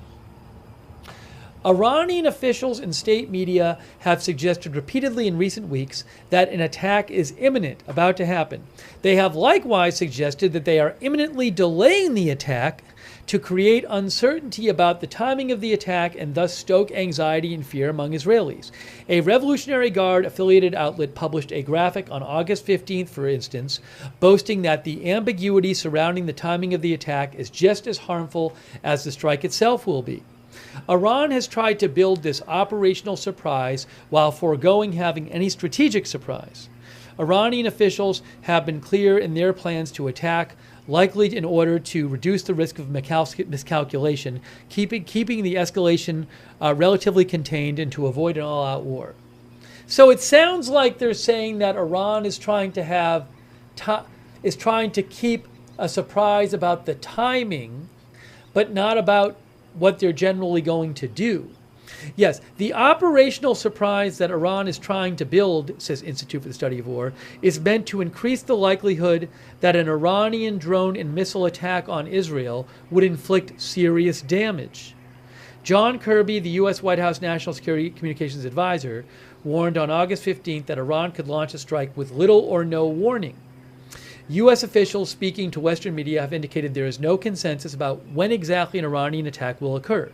Iran likely seeks to exploit this lack of warning to help its drones and missiles penetrate Israeli air defenses and strike some of their intended targets within Israel. Iran has taken similar approaches in previous attacks, such as the large-scale Iranian drone and missile attack on Israel in April 2024 and the Iranian missile attack on U.S. forces in Iraq in January 2020. Iran in both instances had foregone strategic surprise, but cultivated operational surprise by threatening to attack and sending conflicting messages and statements about when exactly it would occur. So what they're saying, if I get this right, they're saying, I think they're saying strategic surprise would be like if you didn't even know what they were going to do in the first place. Like, what even is their attack going to be? And it seems to me that what Institute for the Study of War thinks is that, well, we pretty much know what their attack's going to be with drones and missiles. We just don't know when it's going to be and maybe where it's going to be at. That's what it sounds like they're saying. Institute for the Study of War also says, we continue to assess that the most likely course of action is that Iran and its axis of resistance will conduct a coordinated drone and missile attack on Israel. Senior Iranian officials have been consistent in their statements, saying they will respond forcefully to Israel killing Ismail Haniyeh in Tehran. Western intelligence services have moreover observed Iranian preparations for an attack. We continue to evaluate, they say, the likelihood of other courses of action in which Iran does not launch a major coordinated strike on Israel. Three anonymous Iranian officials speaking to Reuters in August, on August 13th, we were reading that article, claimed that Iran and Lebanese Hezbollah would refrain from attacking Israel if it reached a ceasefire hostage agreement with Hamas. President Biden similarly said he expects that a ceasefire in the Gaza Strip achieved in the next few days would lead Iran to refrain from attacking. We, the Institute for the Study of War, assess that this course of action is unlikely at the moment, in part because the Iranian regime has not suggested this possibility publicly and has instead maintained that it will attack. Hamas also refused to participate in the latest round of negotiations in Qatar on August 15th, making this course of action even less likely. So the Institute for the Study of War does not think it's likely that there will be a ceasefire and then Iran will say, okay, we're not going to attack now. All right, let's see here.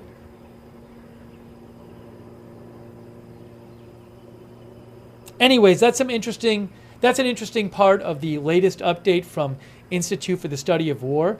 I will post again a link to them. ISW. You can find them at understandingwar.org. Understandingwar.org. I'll post a link to this article. They post daily updates about Iran and the Iran-Israel situation, and the Ukraine situation, and the Russia situation. And it's a really neat site, and I appreciate them letting me read you their reports. All right, so let me post a link to the ISW article. You can read the whole thing if you want. What do you think about it? I'm going to give you a shout. I still wonder if there's a chance that Iran might do something other than the drone and missile thing like it basically did in April. I did see something today where... What did I see today? So Amikai Stein, who is with Khan News Israel, he reported about a day ago, he said U.S. administration believes an Iranian attack will happen, but the waiting period might last even up until the end of next week, sources with knowledge tell me. He also said the administration believes Iranian response will be intense like the April attack, but in a different method. Again, he says the U.S. administration believes the Iranian response will be intense like the April attack, but in a different method. What would the different method be? I don't know. Would you mean like firing a lot of stuff from Lebanon so that it gets to Israel quickly and not firing it from Iran so it takes hours to get there, like with the drones and the cruise missiles? I don't know. Bird Beast thinks it'll be a couple more months. Hassel Dahoff thinks it's not happening. Are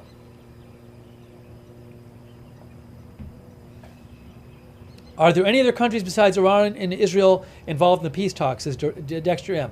Qatar and Egypt are there as mediators.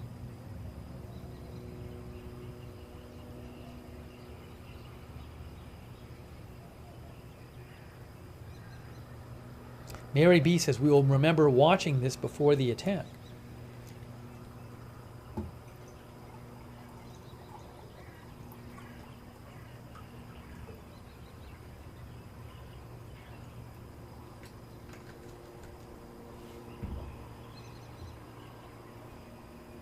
I can make Tel Aviv bigger if you'd like. Just for the heck of it, we can make Tel Aviv bigger for a second. Although I'll have to turn off the audio. That'll be misleading audio. Do I have Tel Aviv audio? I got a little Tel Aviv audio, actually. So we make that disappear, and then we put this and we say Tel Aviv. And then we do this. Oops. What did I do here? Oh, I know what I did. I'm sorry. I'm sorry.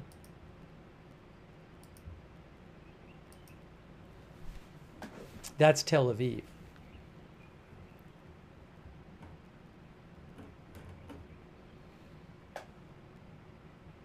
It's a live shot. Hey, thanks, Crypto Talk with Mr. Davis. I appreciate your support. Thank you.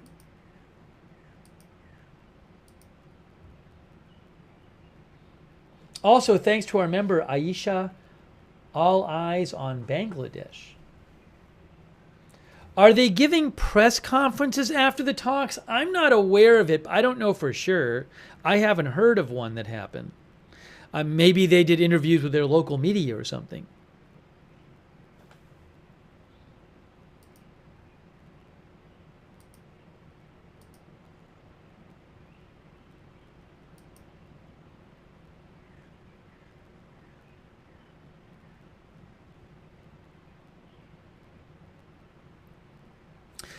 Nick Bryant sent me a post from OSINT Technical, who I actually follow, who said regarding Russia, Ukraine, he's a reliable source. I think it's a he. He said he's hearing that there was a Ukrainian missile attack near the Crimean Bridge tonight. Local channels report multiple explosions and air defense entanglements visible from the Russian-occupied city of Kerch. Ukraine has been attacking the Crimean Bridge since, I want to say, maybe last year, but certainly for months and months. No, well, certainly since close to the beginning of the war, I think it's been. Certainly since last year, but maybe it goes back to 2022. I'm not sure. The bridge is still standing. They've attacked it repeatedly. That's the one bridge leading from Russia into Crimea. You can also get there by going a longer way around. But the direct route, there's the one direct route from Russia to Crimea is you have to take a bridge, that bridge.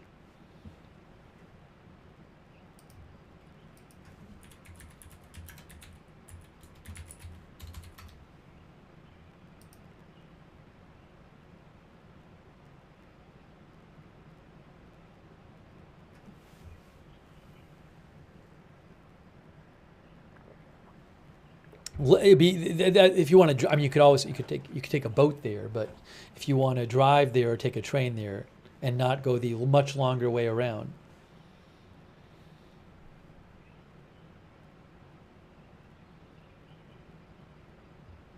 I can show you that on a map. I'll show it to you. I'll just show it to you.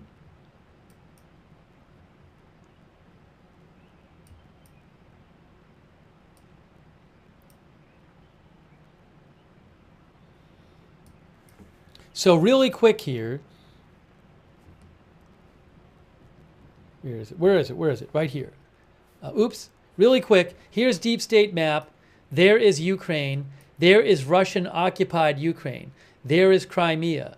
So which is Russian occupied Ukraine. So if you wanted to go to Crimea from Russia, if you want to go to Russian occupied Crimea from Russia, you would go here. And there, I think, is the Crimean. Isn't it right in here somewhere?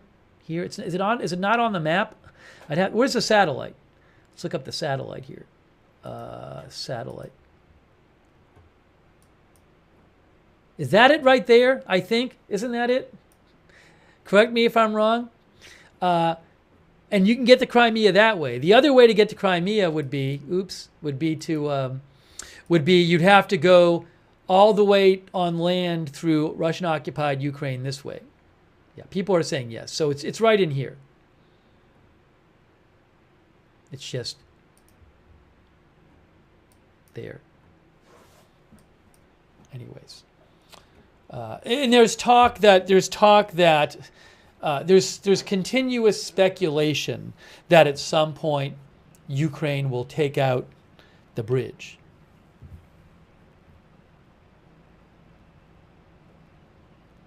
Thanks for the help in the chat. Again, that map you can find at Deep State Map.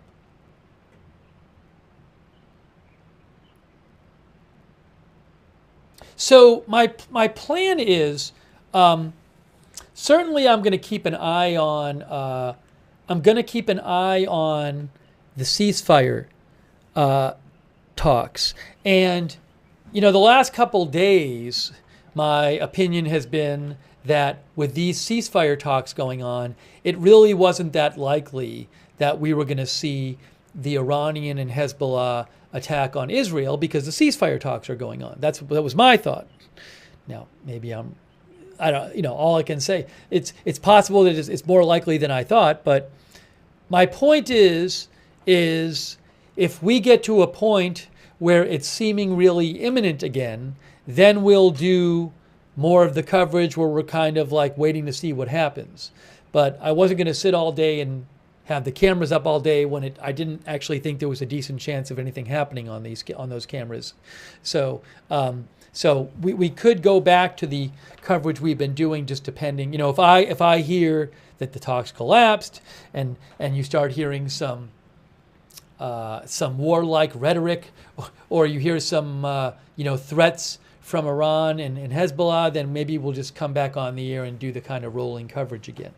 But I'll have to just see what happens. So it's very possible. Also, we might, who knows, if there's some big Ukraine thing, we could come on and cover that as well. Saban Nation thinks there will not be a ceasefire, in my opinion, even if they say they agree to it. Jesse James thinks Israel's not going to make a deal.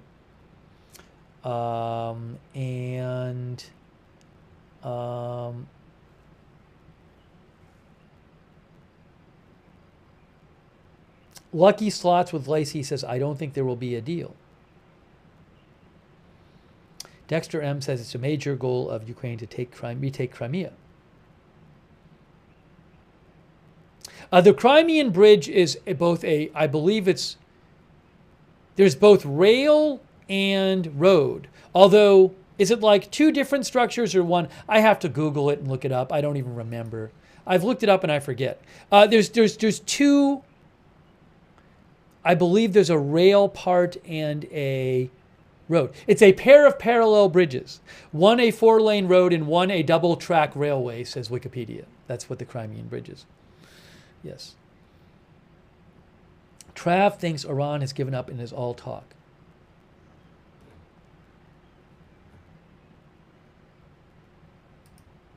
Okay. What is this here?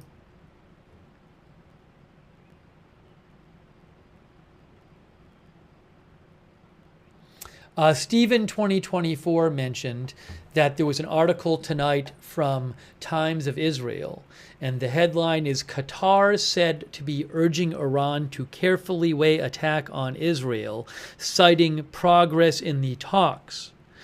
Ynet news site said that, I guess. So the Qatar prime minister was telling people from Iran that basically they shouldn't attack right now when there's progress in the talks. Now, is there really progress in the talks, or is just the Qatar prime minister just doing whatever he thinks he needs to do to try to hold off Iran from attacking as long as he can, and hope that maybe something will happen and then they'll be dissuaded in the future? I don't know. I mean, I'm not surprised. I can see why he'd want to try his best to get Iran to not attack. As for every day they don't attack is another day they don't attack, and maybe they'll eventually not attack for good. But I don't know that there really is progress. He might say that either way.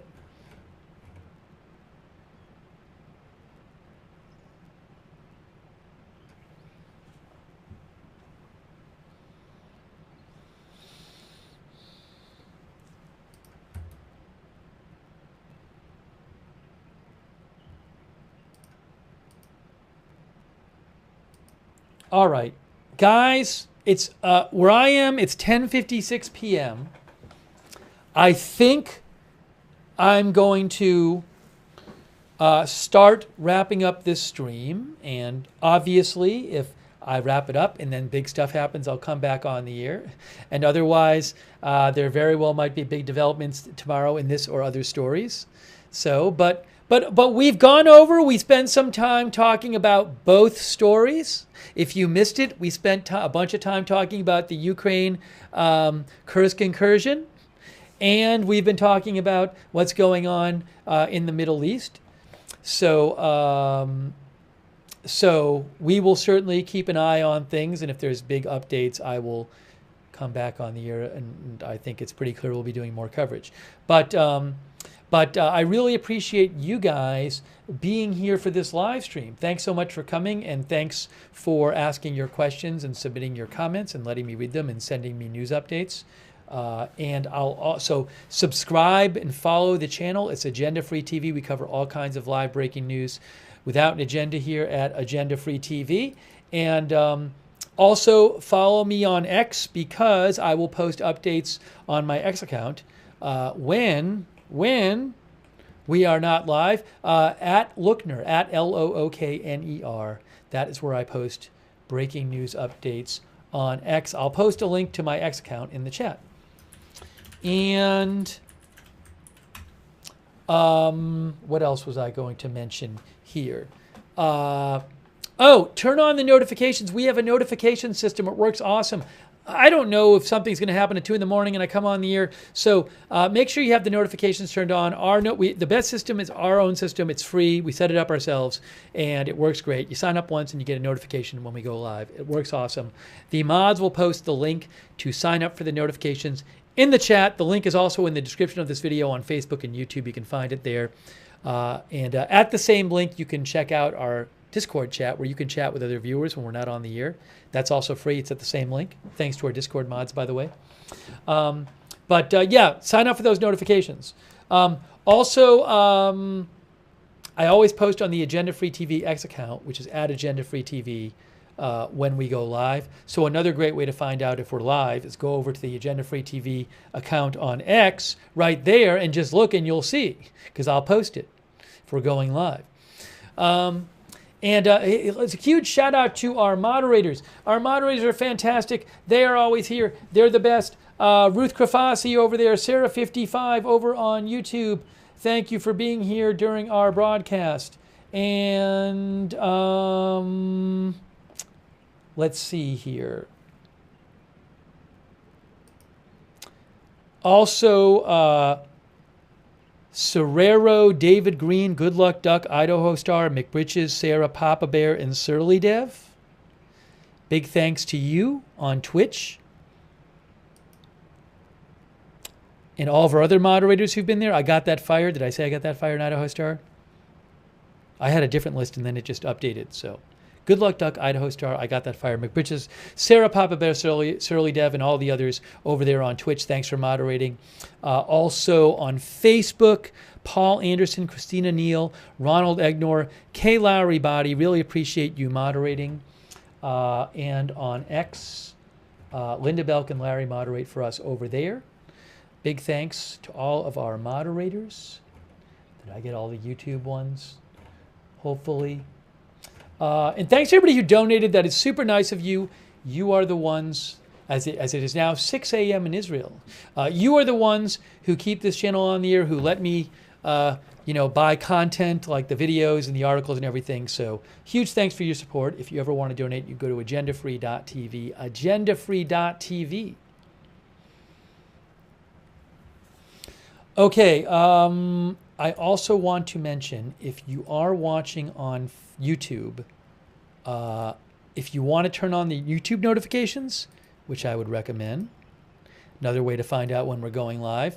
If you want to turn on the YouTube notifications, you got to do this thing where you, after you subscribe, you have to do this. You have to click on this bell and then choose all notifications.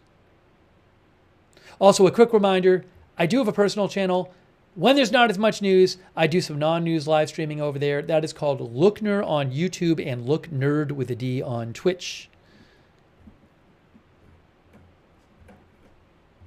You can check that out if you'd like. Big thank you to our Twitch subscribers like Thoria. Hi, it's Tasca.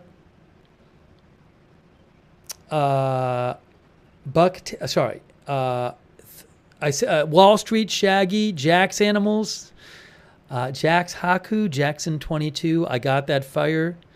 Thanks for subscribing. Integrity Farmer Bob, Graybeard Games, Uller Uprising, Pucker War,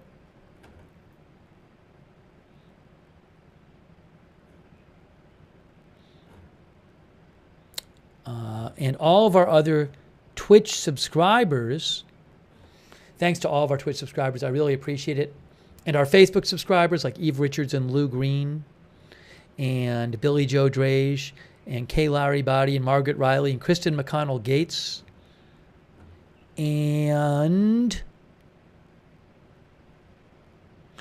thanks to our anniversary follower, Ed Scarborough. Anniversary follower, it says. And all of our other subscribers over there on Facebook. I really appreciate your support for the channel. And our YouTube members, like Headcrab, Hassel to Hoff, Smooth Blue, Mythical, Josh Leach, Jesse James, UV Lightning, Big Sky, Jorge M., Paul Tissue, John Herzog, Mary B., Wickedest Witch, French Toaster, PZ Wheats, J. Marie, Kelly McAllen, Pistol Pete, Pops 1, Winding Road, JD, CAC 813, Tashi Cat, NY Committee, Ronald Kame, Misty, Lucky Slots with Lacey, Alicia Alexander, thanks for being members. Surge Deb, Sylvia S., Joe B., sorry if I repeat some of these. Big Sky, John Flick, Panda 3000, Danny G, Music Muse, You Rock, Mama Berry, Ahmad, Slami, French Toaster, Ronald Kame, Fine Wine, thanks for being members. Who else? Bronson, The Vent, Hulk Smash, Dexter M, JD, and all of our other members. Thanks to all of our YouTube members. Smooth Blue, Braveheart, Terry Rose. All right, so we're wrapping this up. I'll do one last news check. If there's some huge news overnight, it will come on the air. Otherwise, maybe we'll do more coverage tomorrow, just depending on what the news is.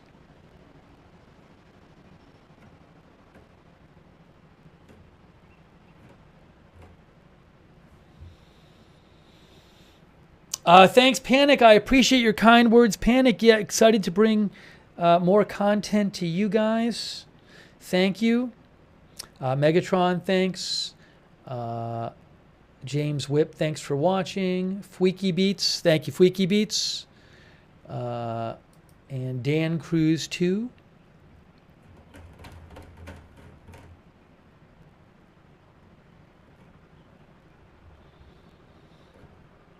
And Jomo, Keisha Fowler. Keisha was moderating. Oh, thanks, Keisha. Okay. I don't know when the peace talks will end. They already happened. They started today. They're continuing on Friday. And who knows if they'll go on after that.